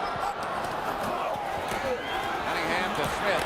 Smith straight ahead, picks up 4-5 this time behind the surge of the offensive line. And to me, it all started with Chris Carter. I mean, he had kind of been in this game the forgotten man. They needed some plays, and he's been their play guy for so long. They got him in there. They got him back. They got him into the game. You can see he has 5 catches now. And since they've gotten him, then they've gotten the offensive momentum back. They've been able to move the ball. It's second and about 5. DeLong goes in motion. Cunningham quickly. This time to Glover. And they'll move the sticks again. Cunningham to Glover. And they caught him in a stunt. They caught him in a stunt and a blitz, and it opened up the area that Andrew Glover went in. You see, it's going to be right in the middle, and that's the area. You see, you're going to see the stunt and the blitz, and then when those guys leave, they vacate this area here where Andrew Glover is going to catch the ball. You see the blitz here? Now Glover comes right in behind the area that the blitzing linebacker vacated. And that's the end of the third quarter. He wants some noise from this Viking crowd. 1st and 10, Minnesota at the 21.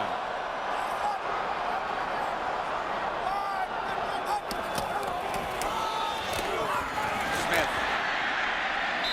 About 3. Brooking made the stop.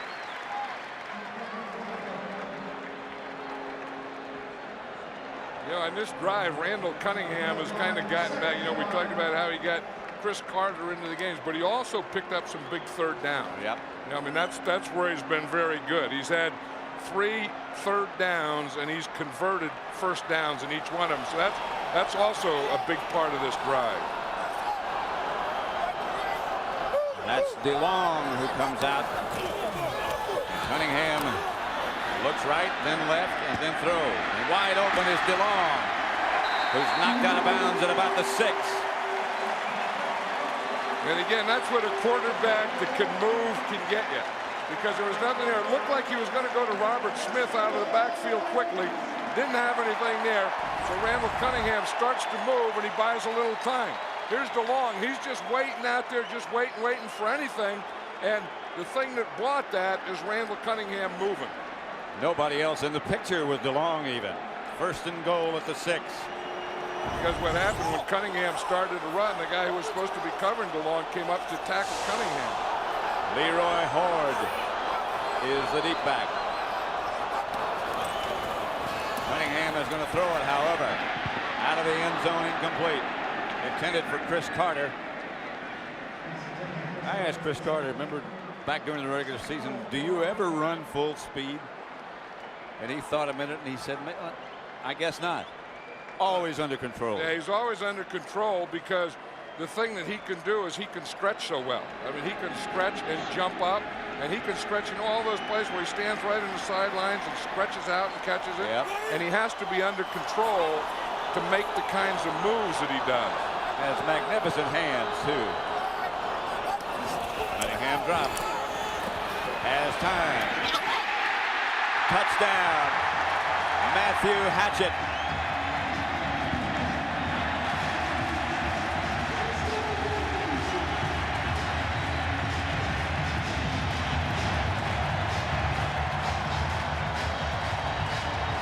What a good-looking drive that was. That was the one that they needed. They had 3 bad drives. They got that one. Again, Randall Cunningham getting Chris Carter more involved. They finally start watching Carter. Watch Matthew Hatchett. Again, he's another typical Minnesota Viking receiver, big and strong, and can run those kinds of patterns. The extra point is good. Berger set to kick off. Tim Dwight is deep for the Falcons, 27-17. Minnesota leads Atlanta. Another deep kick by Berger. 10 yards deep in the end zone. Down there by Tim Dwight. Let's watch that last touchdown. Here's Randy Moss here. He hasn't caught a pass since 9 minutes to go in the second quarter. I think they're using him as a decoy. But watch Randall Cunningham come. He fakes out there to Moss. Then he comes back here to the left and throws it to Hatchett. I think that's an interesting thing because they're looking at Randy Moss. They don't know that he's injured, I don't think. I don't think so. The Vikings are using him as a decoy. They started going to Chris Carter. Then when they got down there and needed the touchdown, they threw it to Matthew Hatchett. Atlanta 1st and 10 at their own 20. The crowd gets noisy again. And Chandler incomplete. Mathis fell down or was out of bounds and got tangled up or something happened. He just disappeared. Yeah, and that's the side that Chris Chandler was going to. In fact, he made that sign that he wanted him to go out or he wanted him to go out and up. Looks like he was saying that he wanted to go out and up, and I think he just gets pushed out of bounds. Watch Tyrann Mathieu there. He gets too close to the sideline.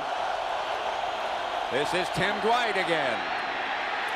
And this time, it doesn't fool anybody. Yeah, and they really went after Chandler on that time. Chris Chandler was out there lined out as a wide receiver, and they really went after him. Tim Dwight's in the backfield. Watch Chandler is going to be up here. Here's Tim Dwight right here. They just snap it to him. Chandler, they start to run to that side, and look what they did to Chandler. They knocked him 5 yards into the backfield. And they also handled Tim Dwight. There goes Chandler. Chandler's on his back. He's looking up at those speakers in this Metrodome. 3rd and 9, and the noise gets louder and louder, and now the Falcons are, no question about it, having trouble hearing. Chandler going deep, got a man open. Caught by Tony Martin. Martin down at about the 8-yard line. What a throw by Chris Chandler. I'll tell you, Dwayne Clemens was on there, and he hits Chandler just as he throws the ball. This is what happens out here, and you see it's just man-to-man, and it's a little double move. Whoa. You see, you give the out and go. Now, Tony Martin is the speed guy on this team. So if you're going to go for the big one, you go to Tony Martin. Did he leave Hitchcock? I know. Watch Chandler here. He's giving hand signals out there to his wide receiver, Tony Martin, because he sees there. But watch Clemens hit him just here as he throws the ball. That was a heck of a throw with a rush like that. They're inside the 10. Tony Martin gave that old double move, and Hitchcock went for the first one. Anderson burrows his way for a couple of yards. Tony Williams on his back. Yeah, that's the story of this game, I think, is that Jamal Anderson's only gained 31 yards. I mean, you think of the Falcons and you think of Jamal Anderson, and you think of this part of the game, he's already up around 80 or 90 yards. He's the weapon. Here he's at 33 yards in the fourth quarter. Who would have thought that? Of course, remember back in the second quarter, in the whole quarter, he only carried the ball one time. Chandler looking around, 2nd and goal at the 7. Almost got to throw it in the end zone. Chandler looks, incomplete. Intended for Mathis, bounced off his hand. Would have been a tough catch. Now the thing that Chandler has to be thinking here, down, by 10 points, if they need a field goal, then they need a touchdown. So they have to be, they don't want to force anything here, because you want the worst thing that can happen to you in this situation. That ball should have been caught. Could have been caught. It was right there from Chandler. And that's what Chandler is saying. Terrence Mathis should have had that one, but you don't want to do anything stupid here, because you don't want to lose your field goal. They got 3 receivers together on the right side, the bunch. Chandler drops and throws, and again it's incomplete. And bounces out of the end zone. And now they'll take the field goal. Well, he put all the mustard on that. Yeah, they have to take the field goal. I mean, and I think that's a momentum lifter. I mean, he hit that big one to Tony Martin. He got that thing down the sideline, and then Mathis dropped the ball on him. That one, I think that he threw this ball about as hard as the ball can be thrown, but you don't want to leave it in the air long, because you don't want something bad to happen. That one ran right through, was drilled through Terrence Mathis' hands. That would have been a tough catch, a hard catch. Morton Anderson. I think Chandler was thinking no one's going to intercept it, though. From 24 yards away. Morton Anderson hits it. And it's 27-20. Dan Reeves in this quarterback, Chris Chandler. Dan Reeves, after that series, was really upset at his coaches about something, and I imagine obviously it had something to do with the play calling down there on that 2nd and 3rd down. Anderson's kickoff down in the end zone by Palmer. Viking ball at their own 20. Lester Archambault is back in at defensive end for the Falcons. Smith cut down behind the line. We talked about how Jamal Anderson only had 30-some yards. Robert Smith has less than that for the Minnesota Vikings. So both of these defenses have done a good job of stopping the run. That play by Henri Crockett.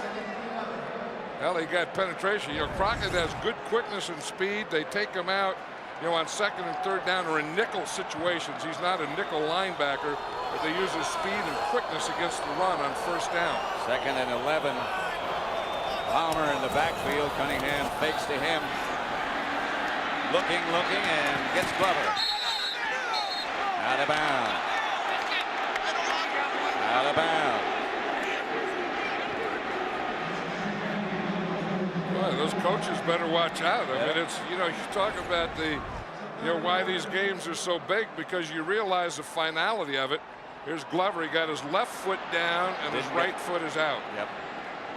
That's Bill Kolar. See, he catches the ball there, and then the second one is out.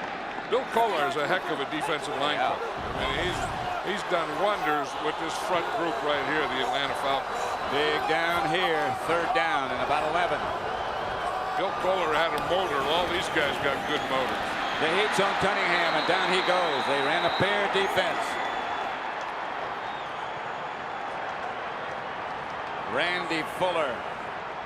Yep, they were in the nickel. Randy Fuller is a nickel defensive back, and you're going to see him. He's just going to come right up the middle.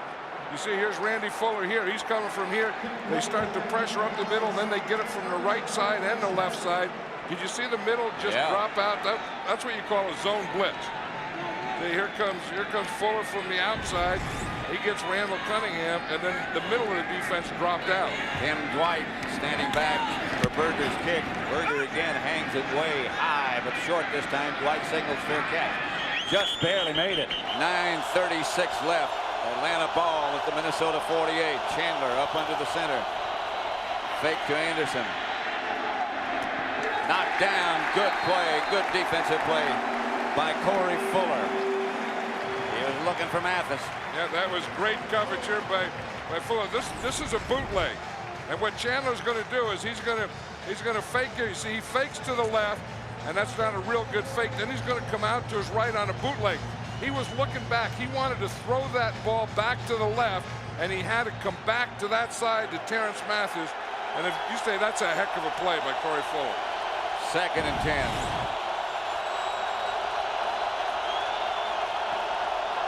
Chandler, shotgun, sack, The Viking rush gets him. There's Jim Marshall, he said, yeah, I know about that. The other guy that got there was Jason Fisk, though.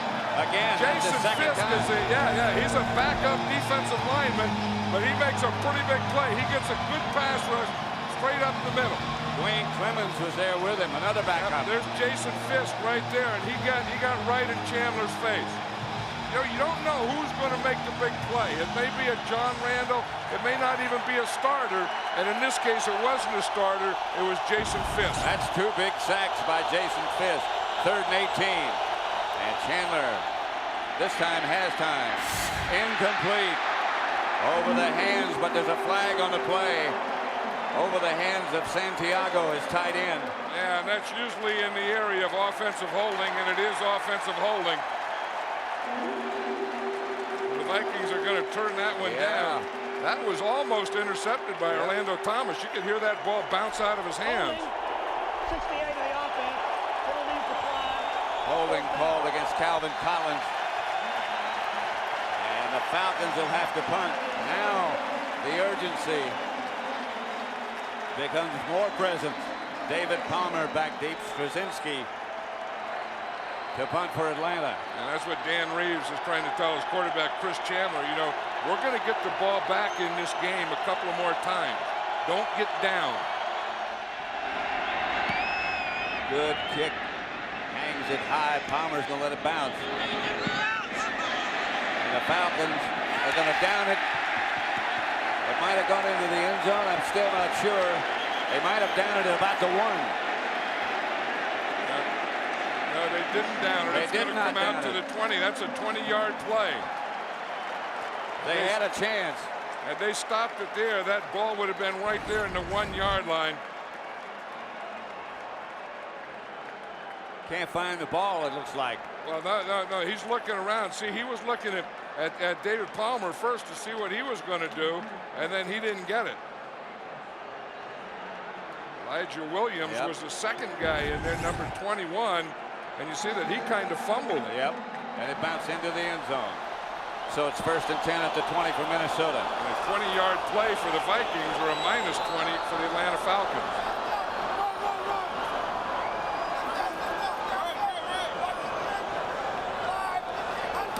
Long count by Cunningham, who looks. Now he's coming out with the ball. Cunningham's going to run and picks up about 3. Jesse Tuggle in pursuit. Now the Vikings on 1st down had 3 wide receivers in here.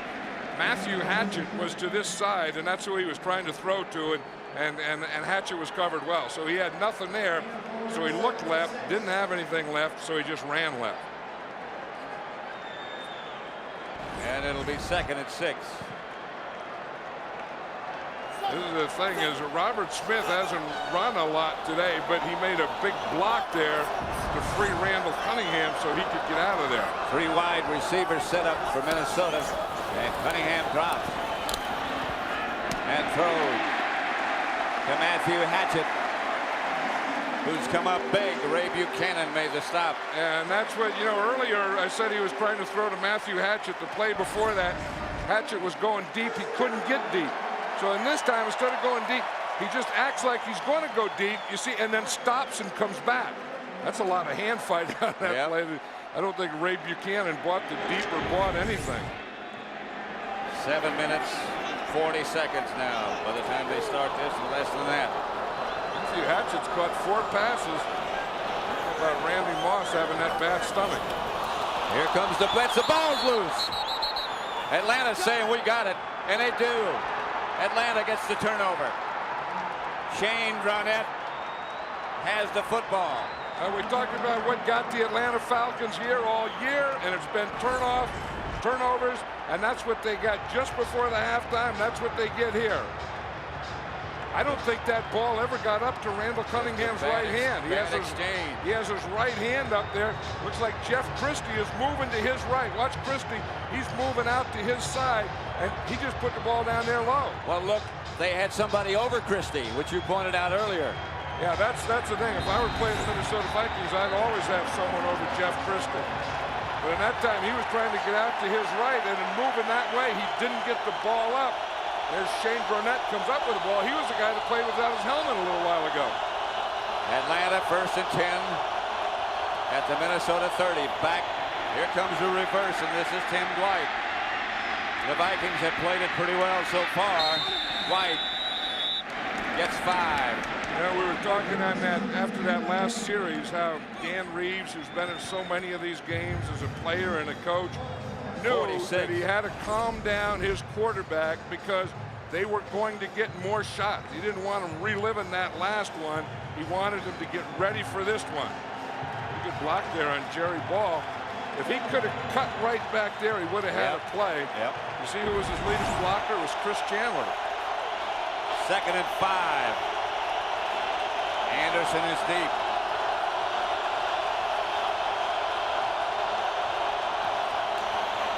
Anderson. Jamal Anderson breaks one tackle and does well to get as far as he does. Picked up maybe a yard. They have sure bottled up Jamal Anderson today. I mean, the thing they have, the 8 guys up here to take away the run. And the thing that the Vikings are doing, you see Robert Griffith there, he was on a blitz and they're getting penetration. See, so really they're in the backfield before Jamal Anderson ever gets to the line of scrimmage. Robert Griffith has come up big in today's game. 3rd and 4. They're asking for noise, are the Vikings. I don't know why. They got it. Chandler just gets rid of it before he's hit, and he's hit hard by Dwayne Clemens, who came around the corner, around Whitfield. Yeah, that's the second play that Dwayne Clemens made. You know, we talk about Fisk. Here's Clemens. He's right here. Remember, he was a #1 draft choice a couple years ago. Now, Bob Whitfield, for whatever reason, tried to cut him. And all he had to do was stand up and give him a bump. Whitfield tried to cut him. He missed his cut, and there was Clemens right on Chandler. 4th and 4, no field goal unit. I think you kick the field goal here. I think they have plenty of time. I agree. Mathis is the move man. Chandler back to throw. Incomplete. Knocked away. Intended for Mathis. Yeah, that surprises me there because with over 6 minutes and all your timeouts left, a field goal would have been a good play there. Because you have to get points. Terrence Mathis has had a case of the drops in this second half. Reeves is not supposed to get upset like that. I don't know that this ball wasn't deflected either, though, Pat. I mean, in fact, I think it was deflected. Fuller got a hand in there, too. Yeah, that was Corey Fuller. He reached and he got his left hand in there, and I think that he deflected it or knocked it out. Atlanta had to get something out of that. Yeah, because they're going to get the ball back again. Yeah. I mean, you know, like I said, there's 6 minutes, 3 timeouts, timeout, a 2-minute warning. There's still a lot of football left to be played. Here's Robert Smith. Stays on his feet. And cuts it up for about 8 yards. You know, Chris Chandler's in a little funk there. He's missed his last 6 passes. Part of it is drops, part of it is good rushes. But here now Smith, you know, usually when he gets to the sideline, he'll go out of bounds. And the difference right here is this is a championship game. Did you see who that's a pulled in front of definition. him? You see who pulled? Christie. Yeah, and he's been pulling all day again. And I think that's been an advantage for the Vikings because, again, it gives them an extra blocker at the point of attack. Smith again. He's going to have the first down and more. Robert Smith out of bounds at midfield. Good block by Chris Carter. Yeah, and a good block in the middle by Jeff Christie because what they were trying to do, the Falcons were trying to penetrate up the middle. And they were trying to come up the middle, so that made Robert Smith take the ball to the outside. Watch Chris Carter there on Ray Buchanan. He gets him going, and then cuts. Watch Christie here. Boom, he just stops that blitz in the middle, and that's the thing that let Robert Smith, instead of having penetration back there, let him jump to the outside. Leroy Horde has replaced Smith. And Horde gets the carry. And Horde gets 5. Yeah, they're getting a dose of Horde here. Yep. You know, a guy that has done a heck of a job for this Minnesota Viking team is their offensive line coach, Mike Tice. Hasn't he? Yeah. I mean, he's a real good, technician. You watch his players, the way they practice, the way they do things. I was in his office the other day, and he had a sign up there that said, "Asking a stupid question is better than correcting a stupid mistake." And I thought, that's what a teacher is. That's what a coach is. There's no such thing as a stupid question. But his guys are always all on the same page. Robert Smith is back, and he gets the carry. And Smith is around the corner. And he gets the Viking first down. And the clock stops with 4.5 minutes, 4:32 left. Yeah, you see Robert Smith there? Did you see that sign that he gave that he didn't want to come out? But if you're going to run, now watch Jeff Christie pull here, and he gets Jesse Tuggle right there. Just enough to let Robert Smith get to that corner, give a little straight arm, and get his first down. Then they were going to take him out, and he put his hands up, and he said, no, let me finish this off a little more. Minnesota 27, Atlanta 20. First and 10. 4.5 minutes left. Here's Robert Smith. Not much room this time, but he found some. And Smith trips over the 30, is very, very near a first down. Yeah, but he knew that when he put his hand up and said, "Don't come in," he knew that he had that one in him. Now Robert Smith is becoming a warrior right here. He knows that right here is where they can win this game and put the Minnesota Vikings in the Super Bowl. His first 15 carries, he got 27 yards. His last 4 carries for 41 yards. And you talk about that word determination or grit or will or whatever it is, Robert Smith is just showing it here. Again, another good block by Jeff Christie at the point of attack. But Robert Smith is running like he wants to go to Miami. At 19 carries for 68 yards now. Ray Buchanan is the injured Atlanta player. Boy, and he's played like heck today, Ray Buchanan. I mean, he's been all over the field. Covering everyone, pass, run, the whole thing. Robert Smith knew that he just wanted, it's that old deal about Michael Jordan, and Larry Bird and those guys, how when it got to crunch time, they always wanted the ball. Yep. Give me the ball. Robert Smith just did that for the Vikings on his last couple of plays. And that's something he hasn't always done. Well, but I don't know that he's ever been this close to a Super Bowl. That's you right. get to a point and you can smell it. And I don't care what anyone says. You say you can't smell Super Bowl. I'll guarantee you can smell Super Bowl. 2nd and 2. Horde is the deep back. And Leroy Horde gets the carry. Don't believe he got the first. Randall Cunningham is pointing to the sideline. It's just a couple of inches. And again, this is a situation where Randall Cunningham is such a good quarterback, sneak quarterback. In fact, I think he's the best. He's the best that I've ever seen at running a quarterback sneak. And this is a situation for a quarterback sneak again. And this is an Atlanta timeout, which means they have 2 left. The Vikings have all 3 of theirs. Cunningham checks with his offensive coach, Brian Billick. Dan Reeves. Dan Reeves isn't happy with something there. Probably how they opened up and let that run go there. And probably how they didn't get to take advantage of that turnover they got. They really got a break. That's the Falcon box. Dan's wife, Pam. She's been through some ups and downs. Yes, she has. Turbulation and trials and tribulations, as has Dan. But again, what a job he's done with this team and with this organization. What a game that guy's played right there, Jeff Christie. He's been all over the place. To look at intensity, that's an old center looking at your quarterback to see what the play is. And again, if they don't cover that middle, this play is going to be a quarterback sneak. 3rd and a yard, a short yard. And whistles blow.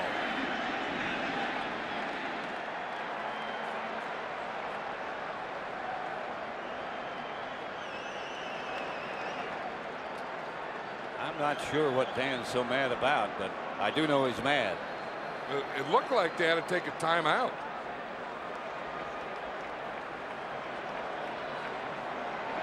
Two consecutive timeouts. 3rd down. They took one timeout. You can't call consecutive timeouts. Isn't that right? That's right.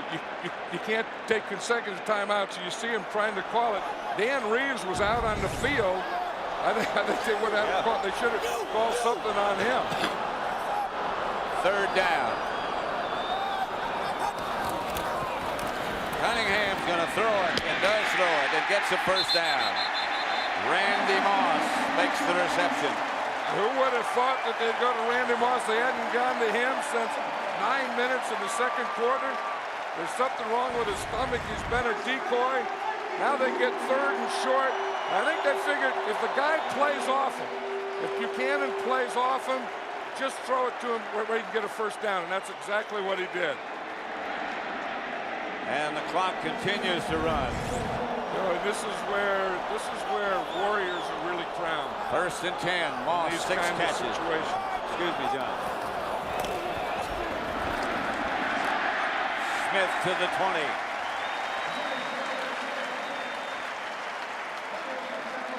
Can't say enough about the job that Denny Green has done and Dan Reeves has done.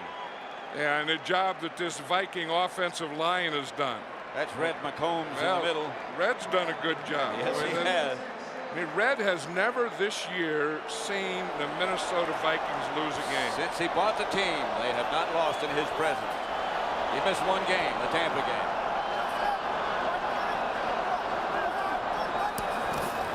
Cunningham to Smith. Behind the line this time. That'll bring up third down.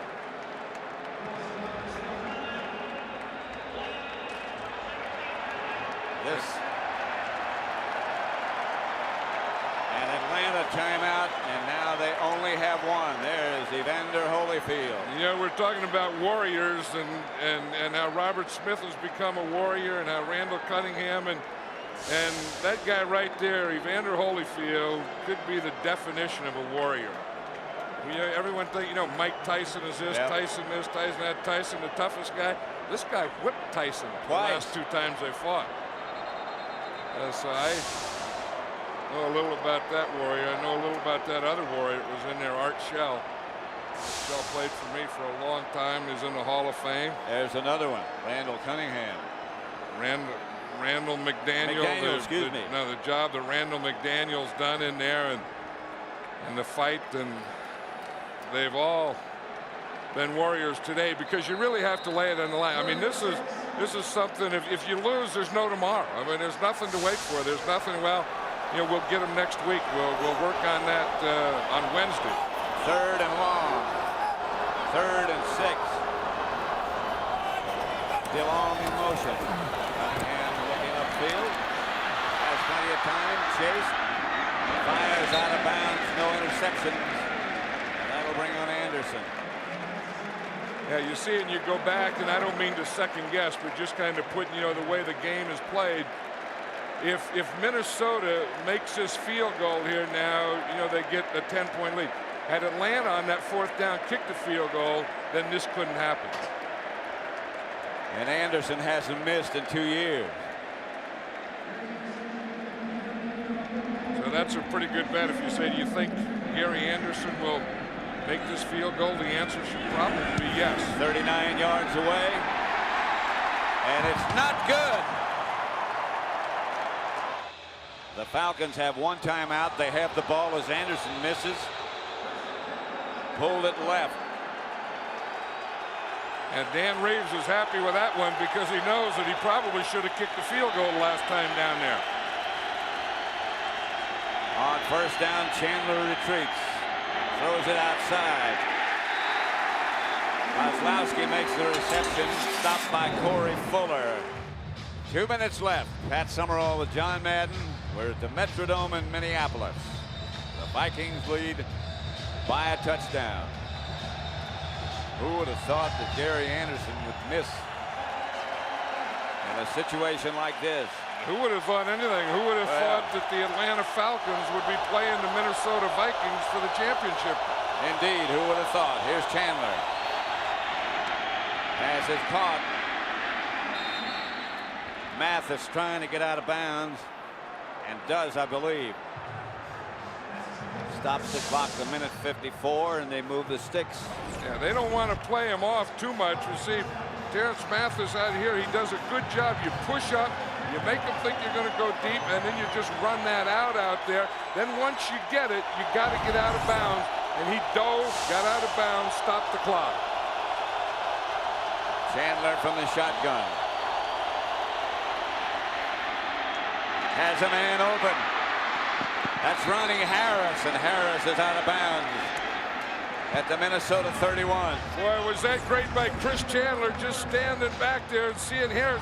Again, this is a zone defense, so we're looking at a hole in a zone. Here is Harris right there. You see the deep guy goes deep.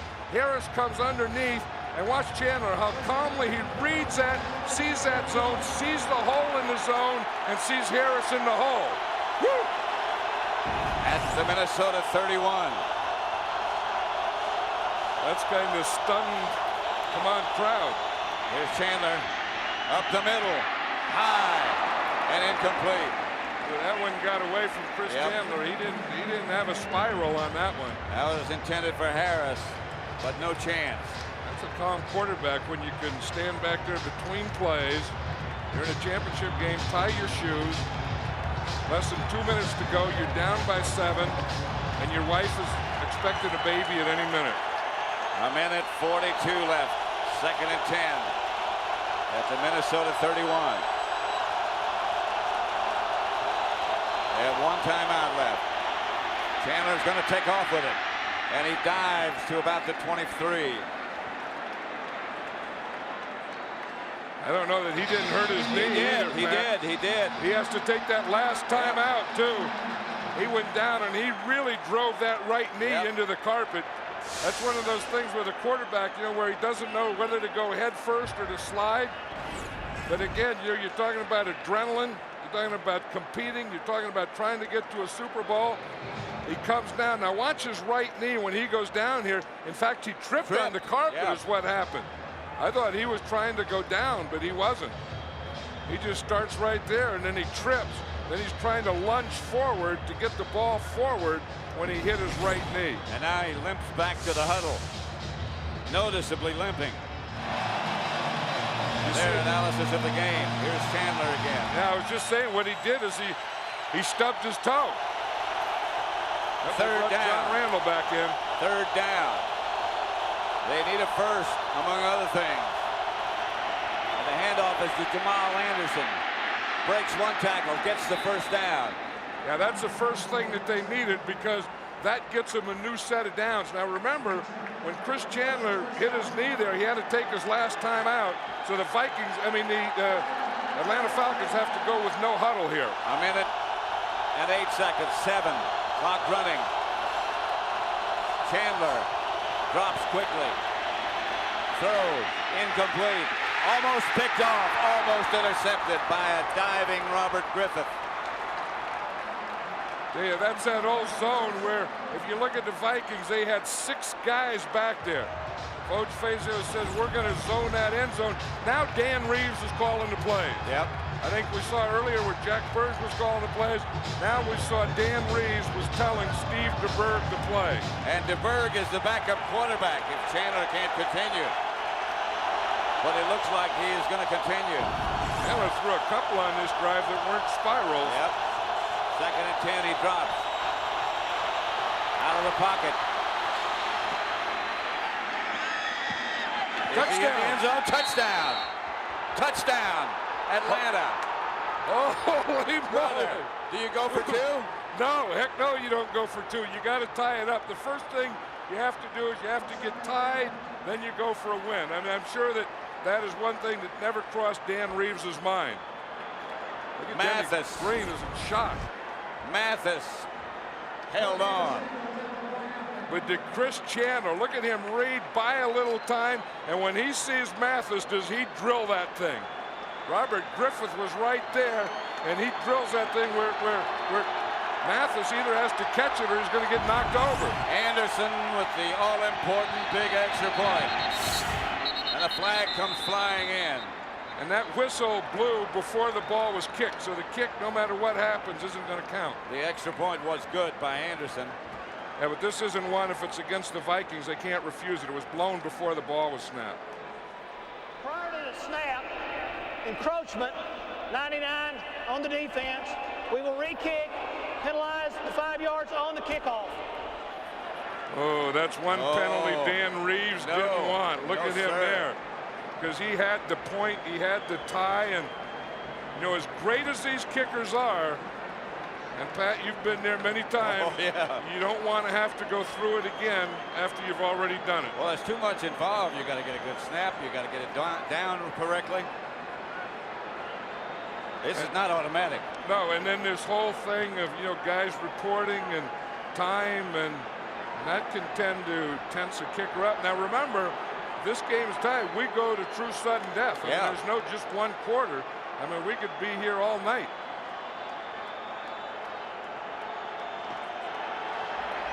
Well, this is as big an extra point that I can ever remember. Straczynski is the holder. Anderson to kick it. The center is an ex-Viking, Adam Schreiber.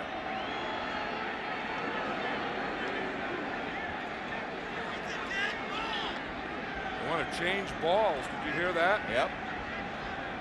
Red McCombs zeroing in with the binoculars.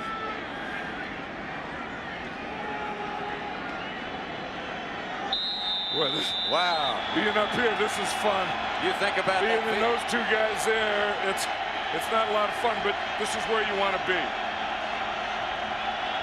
Snap's good, holds good, the extra point's good. 27-27. A stunned crowd at the Metrodome. Now the thing that the Atlanta Falcons want to do here is they want to get a deep kick, because what's going to happen, I would think the Minnesota Vikings will get in an onside prevent, and then I think instead of kicking an onside kick, I don't think Atlanta wants to do that. I think you want to kick the ball away deep and straight, nothing fancy. Remember what the 49ers did last week? You don't want to do anything like that. That's stupid. I think you just want to kick the ball. You got Morton Anderson. Just kick the ball as hard and as deep as you can. Don't worry about tricks. Now, Minnesota has all 3 of their timeouts remaining. 49 seconds. And you think back, if Gary Anderson hadn't missed before that, if Dan Reeves and the Falcons had chosen to go for that field goal, we'd be talking about what happened. Yeah, we'd be ready to get on the bus and go down to Miami, but not so fast. David Palmer goes back deep.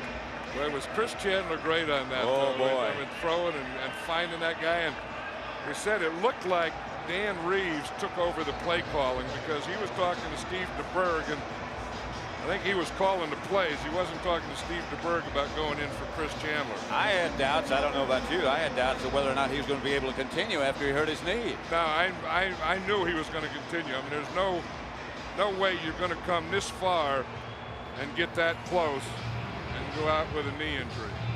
Morton Anderson tees it up. You want to kick it?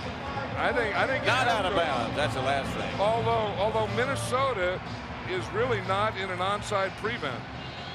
But remember, there was a penalty on this play too. So the Atlanta Falcons get 5 yards. Anderson kicks a line drive. Palmer is going to get a bounce, and it bounces away from him and out of the end zone. Couldn't ask for better than that. No, I think that's what they want to do. No tricks. Just get the ball, make them start on the 20, and then play good, solid defense if you're the Falcons. Woo! Yeah. Now you're talking. This is what championship football should be. Oh, God, this is good. 27-27, 49 seconds left. Minnesota ball, all 3 of their timeouts remaining. This is an eternity. Chuck Smith looking up at the stands, asking for noise. I don't think he's going to get it. Leroy Horde is the deep back. Cunningham goes to work. And here he comes. Now he's going to run. And doesn't get out of bounds. And 40 seconds remain. Now he calls timeout. They'll have 2 left. Yeah, and the Vikings have all their timeouts, so they can do those kind of things, although it took him a lot of time running around there. I don't know that I've done a game, Pat, in a broadcast booth where my palms are sweaty. They are now. Cunningham drops. Again, he gets all kind of room, and here's a deep throw to Randy Moss. And no flags. No completion. It'll be 3rd down with 30 seconds left. That was sure exciting, though. Yeah. I mean, because Randy Moss could have caught that ball. And you're going to see him come deep. This is a big play. He's made him all year. Here he is running right through. Looked like he slowed up a little. And Randall Cunningham just didn't get it out there. Randy Moss kind of started and stopped a couple times too many, and then he tried to change directions at all. That wasn't as close as it looked, although you wonder if there was any contact while the ball was in the air. But who's going to call it in this situation? 30 seconds.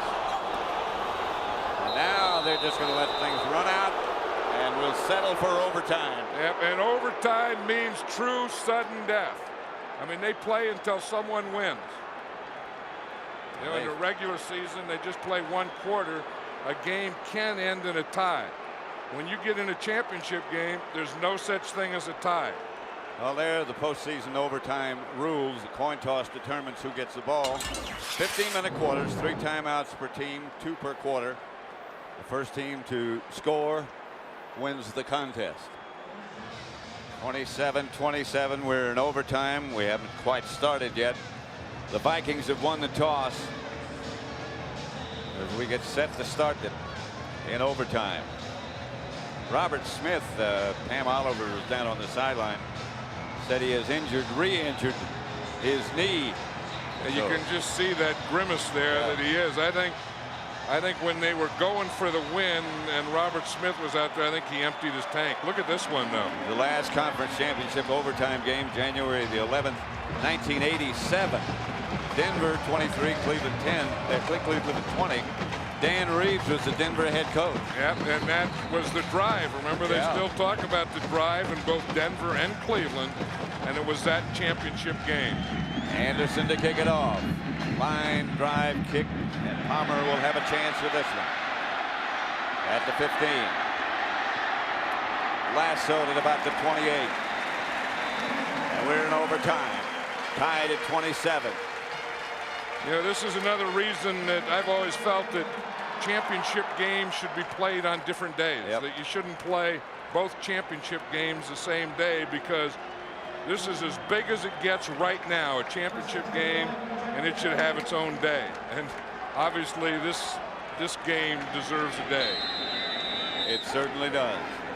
Randy Moss, our information was that he hurt a stomach muscle. This is Leroy Horde, the deep back. But Moss still playing. Cunningham drops to throw it. Outside Horde. Gets away from 1 man. Gets away from 2 men. Gets the first down for Minnesota. Out to the 40-yard line.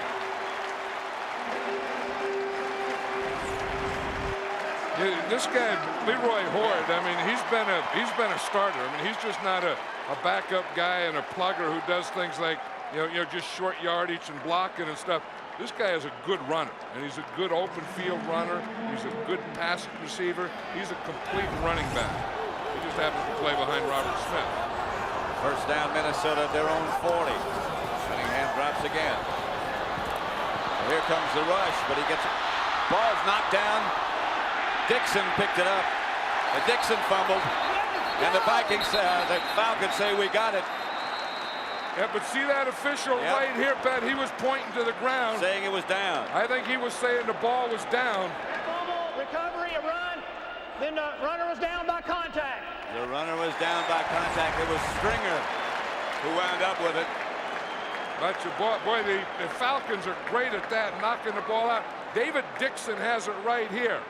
Now he goes down, and what they're saying is he fumbled the ball after he went down.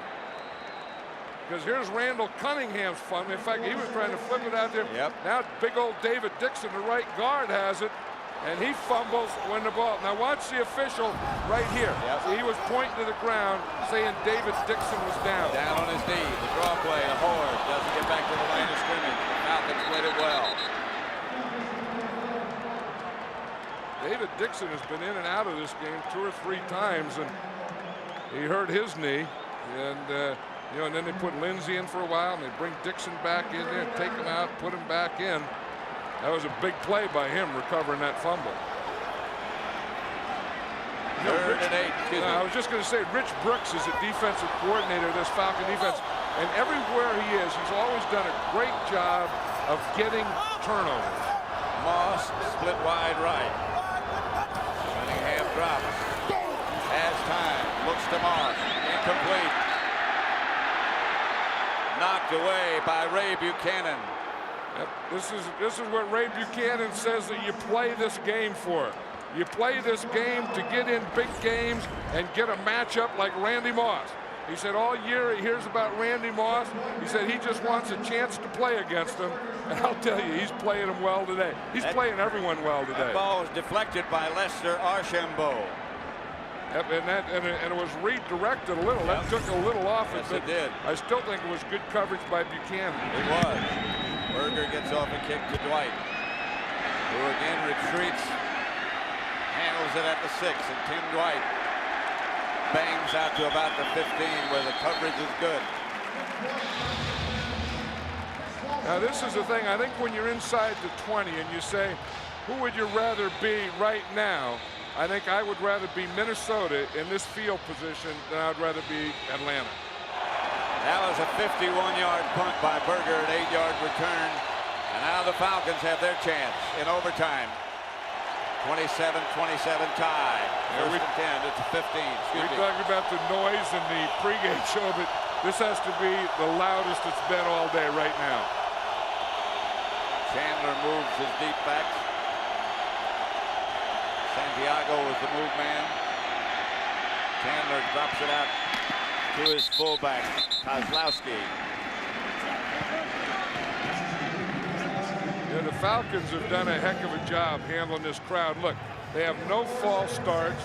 They have no illegal motion, no offsides, no delay of game, no fumble snaps, no forced timeouts. They haven't had any of those things that every other team we've seen has trouble with in this dome. That's pretty impressive. Second and 6. Chandler has Jamal Anderson behind him. They have a bunch to the left. The handoff is to Jamal. He's got a first down for the Falcons. His longest run of the day. Yeah, we were talking about Evander Holyfield being here, and Jamal Anderson's dad last night worked in Tyson's corner. Here you see is a little they're making them think that they're going to pass the ball, and then they run a draw play. Now the thing that Jamal Anderson did, he saw the strong safety Robert Griffith come up to his right side, and when he saw him come up, he cut back to his left. 17 carries, 50 yards for Jamal Anderson. Mathis on the move. Again, it's Anderson on first down, and he's tripped up in the backfield by Derek Alexander, number 90. Derek Alexander has played both sides today. He's been a left defensive end and a right defensive end. John Randall wasn't there. Here's Alexander. Now, the first thing you want to do against any run, take on a blocker, get in the backfield, get penetration, and get Jamal Anderson before he gets started. And he did all of those things. And they've been doing a good job all day of doing that to Jamal Anderson. Second and 10. Foach Facio looking on.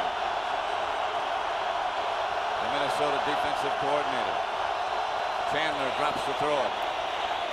Has some time, gets it up the middle to Anderson, and he stretches for a Falcon first down. Bobby Houston made the stop. Chandler, can he hear? You wouldn't think so from looking at that, would you? Well, what he says is when he can't hear, then he and Steve DeBerg have signals worked out. So if he can't hear Steve DeBerg talking in his helmet, then Steve DeBerg, number 17 there, gives hand signals. They need a couple more first downs to get in range for Morton Anderson. First and 10. The fake to Jamal. Ball is deflected. Batted up in the air. Intended for Anderson. I think the guy that batted it up in the air, and you wonder sometimes how he gets up, I think it was Jerry Ball. I think it was. That means that he wasn't rushing the passer. Watch him, he's going to fake to Jamal Anderson here. Then he's going to bootleg to his right. Then he's going to throw back. And you're going to see Jerry Ball right there. Jerry Ball was backing off. And you say, what the heck are those defensive linemen? What do they ever do when they drop out? Well, watch Jerry Ball here. He starts here. He feels something. He says, wait a minute, something's going on here. He just spins around and says, look what I found. 2nd and 10. Jerry still doesn't know what the heck happened. No. He really doesn't. He's still spinning. Well, most of these players are going to a place that they haven't been. The one, of course, the winner's going to the Super Bowl, but overtime, championship game. 27-27 tie, 2nd and 10, Atlanta. Viking blitz. Chandler. Incomplete, intended for Mathis. He was open. And Chandler, I think, just watching him, I think he throws an out and a comeback as well as anyone. Well, Dan Reeves was telling us yesterday when we talked to him that Chandler is so much better than he ever imagined. That he can throw the ball as accurately as anyone he's ever seen. Well, you know, you look at his pedigree, and he's been with so many teams. You think there has to be something wrong with him, but maybe he just needed the right coaching situation, the right team, the right players around him, and the guy's a superstar. 3rd and long. Out of the shotgun. Has time. Wheels it outside to Anderson, and they'll have to punt. He had pretty good pass protection there until right at the end, and it collapsed on him. Getting up slow is Chris Chandler. Remember, he hurt his knee on that scramble, and he's hurting again. And he gets it from his right side. Watch it. He's in a shotgun here. Now he has pretty good protection, and it's going to come from this side right here. And you see, he had to hold the ball, and he got whipsawed right at the end. Now, big load, Jerry Ball. Jerry Ball's a big load. Yep. Straczynski. The punt to Palmer. Signals fair catch. They get away from him, and the Vikings will take over at the 18. A flag on the play. A flag on the last play.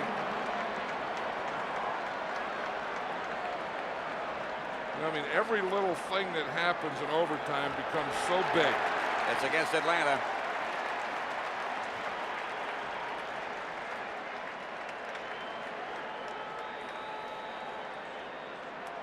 We have illegal formation on the kicking team. Only 6 men on the line of scrimmage. 5 yards and re-kick. They're going to make him kick it again. Yeah, you have to have 7 men on the line of scrimmage. You can have 8, you can have 9, you can have 10, but you can't have 6. All they got is that group right there, and then I'm not sure if that guy. You see here, they only have 1, 2, 3, 4, 5, and then one of those wide receivers was on the line of scrimmage, and I don't know if the other one was on or off. Well, they say not. So Straczynski, who had good hang time on the last one, will have to do it again. Yeah, it had to be those 2 outside guys. One of them was back off and not up on the line of scrimmage. Good snap. Again, it's high. And Palmer again signals fair catch. Makes it at the 21. So they picked up a few yards on that penalty. About 5 to be exact.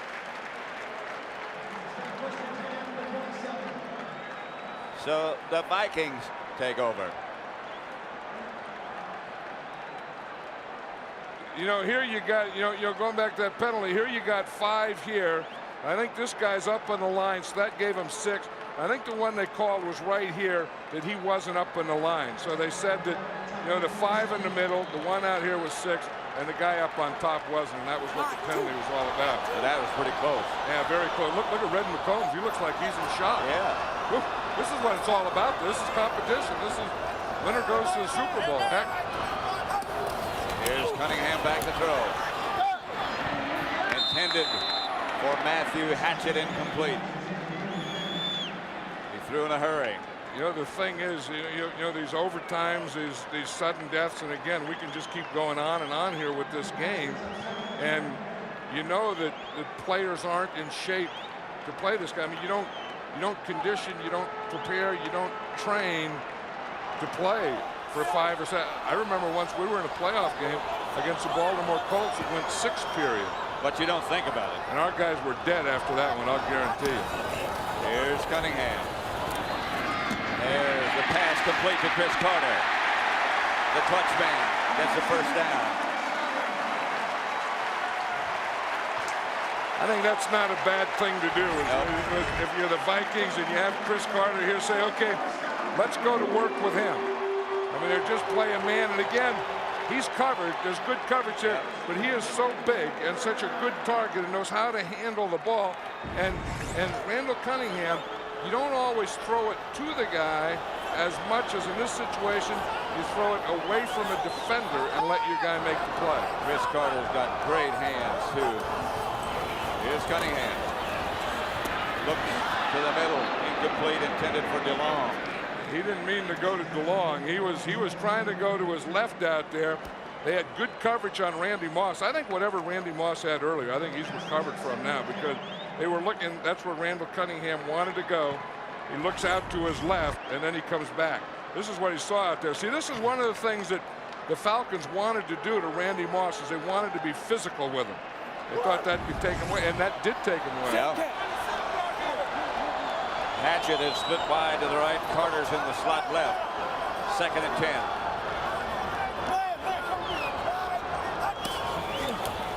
Cunningham retreats. Misses. Throws for Horde. Incomplete. Again, good coverage downfield because he was trying to throw to Matthew Hatchett.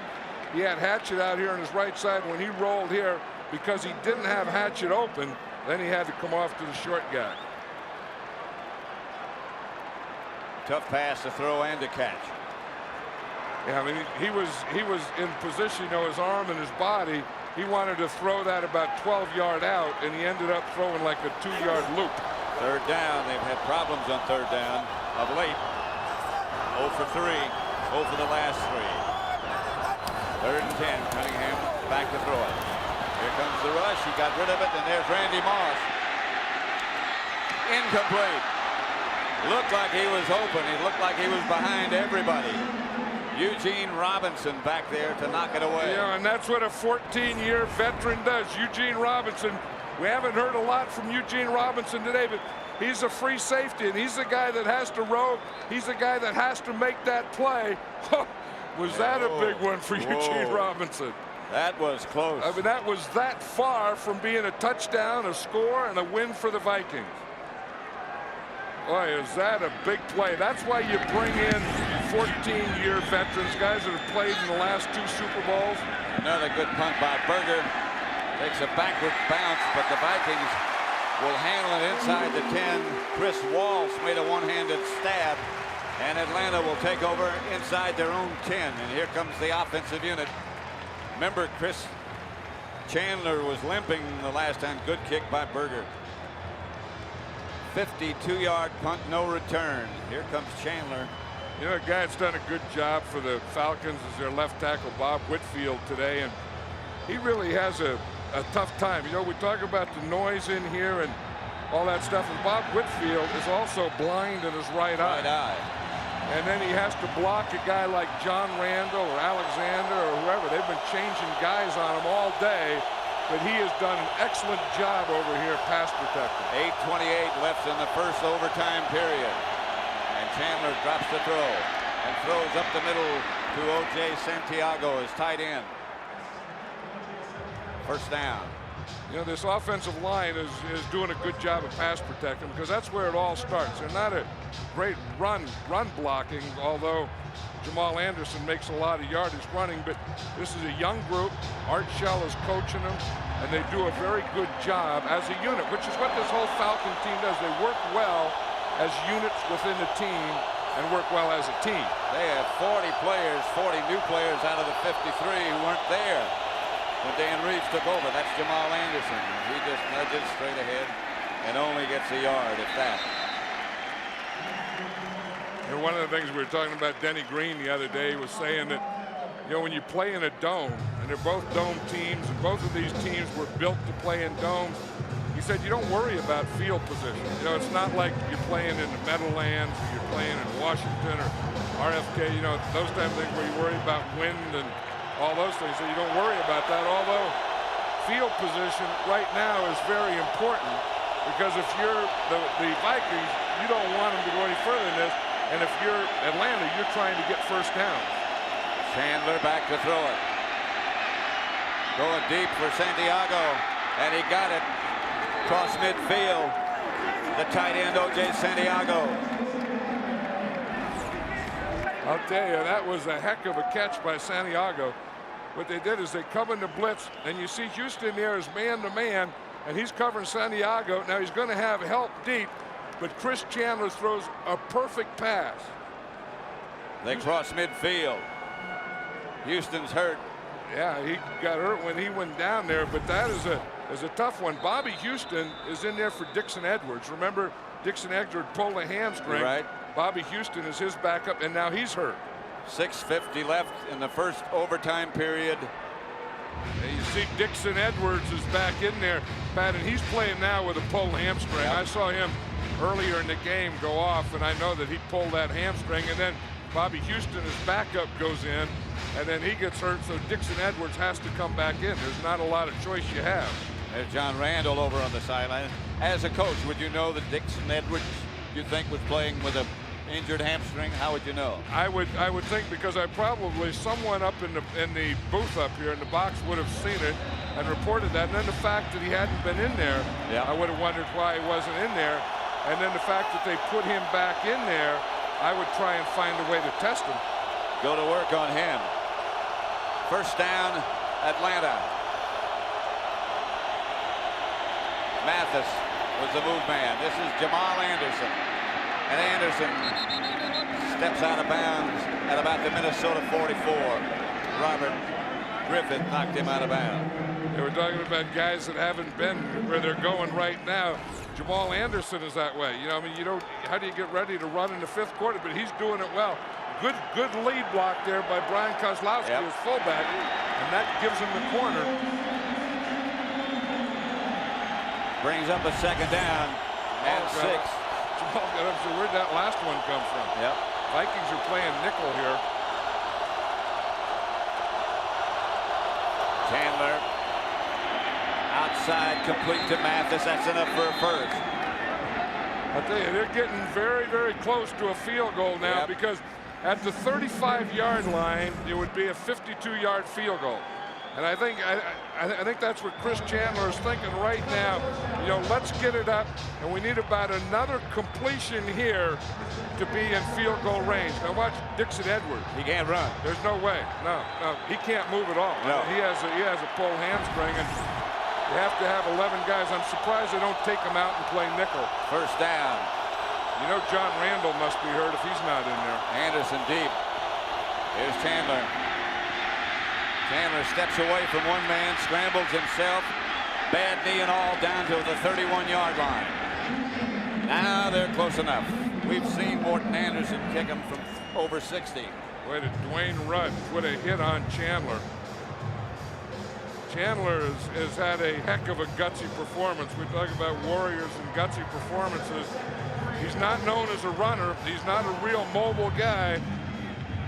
But man, has he made some big runs today. Second and about 4. Chandler 27 out of 43. Anderson's longest, by the way, is 60 when he was with the Saints. Second down. He gives to Jamal Anderson, and Anderson hammers down to the 23. Dwayne Rudd made the stop. You know, and that's the thing you do with a great running back like Jamal Anderson. Even though they don't have a lot of success early, you just keep running them. You just keep going, because there's a point that they're going to get a second win. There's a point that the defense wears down, and that's when you can do some real damage running. The good ones get better. Yep, and you know, Minnesota tried it at the end of regulation with Robert Smith, and now it's Jamal Anderson. First down, Atlanta at the 23 of Minnesota. It's Anderson again, and this time he's tripped up after a yard. And again, the guy that was in there was Robert Griffith. I mean, there's a guy that's playing his heart out today. I'll guarantee it's Robert Griffith. Would you go ahead and try the field goal from here? I would wait. I would try it on third down. I mean, I'll try it on fourth down. I would use 2 more downs. You wouldn't try for... No. It's not automatic from here. No, I would still run second down and third down. I'd try and get another first down. The heat's on that guy. I know what that feels like. Anderson in the deep back. And he gets the carry straight ahead to about the 20. That'll bring up a third. You know, they might do it now on third down because after running that play, they are going to do that, but they ran that play to put it right in the middle, too. In case there's a bad snap, they can fall on it and at least have another chance. Yeah, and after Jamal Anderson got a couple of those runs, they didn't need any more, and they just wanted to get it in the middle for Morton Anderson to kick it. Ooh, is this place quiet now? Yes, it is. The Vikings are going to take a timeout. And just think back to Gary Anderson, who hadn't missed in almost 2 years. Here's the one he pulled. Yep, and that's what makes football football. This is Morton Anderson. Their careers just parallel, the 2 kickers. Red McCombs. That was not a very enthusiastic clap. You know, it's funny that Morton Anderson is going to be kicking from about the same exact spot where Gary Anderson missed his. But isn't this something? I mean, You talk about the game and the offense and the defense and the coaches and the Vikings and the dome and the noise, and the whole game comes down to the kicker. I mean, the kicker, Morton Anderson right now, is the difference between the Falcons going to the Super Bowl or maybe the Vikings going to the Super Bowl. Well, he's handled the pressure before from 39 yards out. Anderson is good. He knows it. They know it.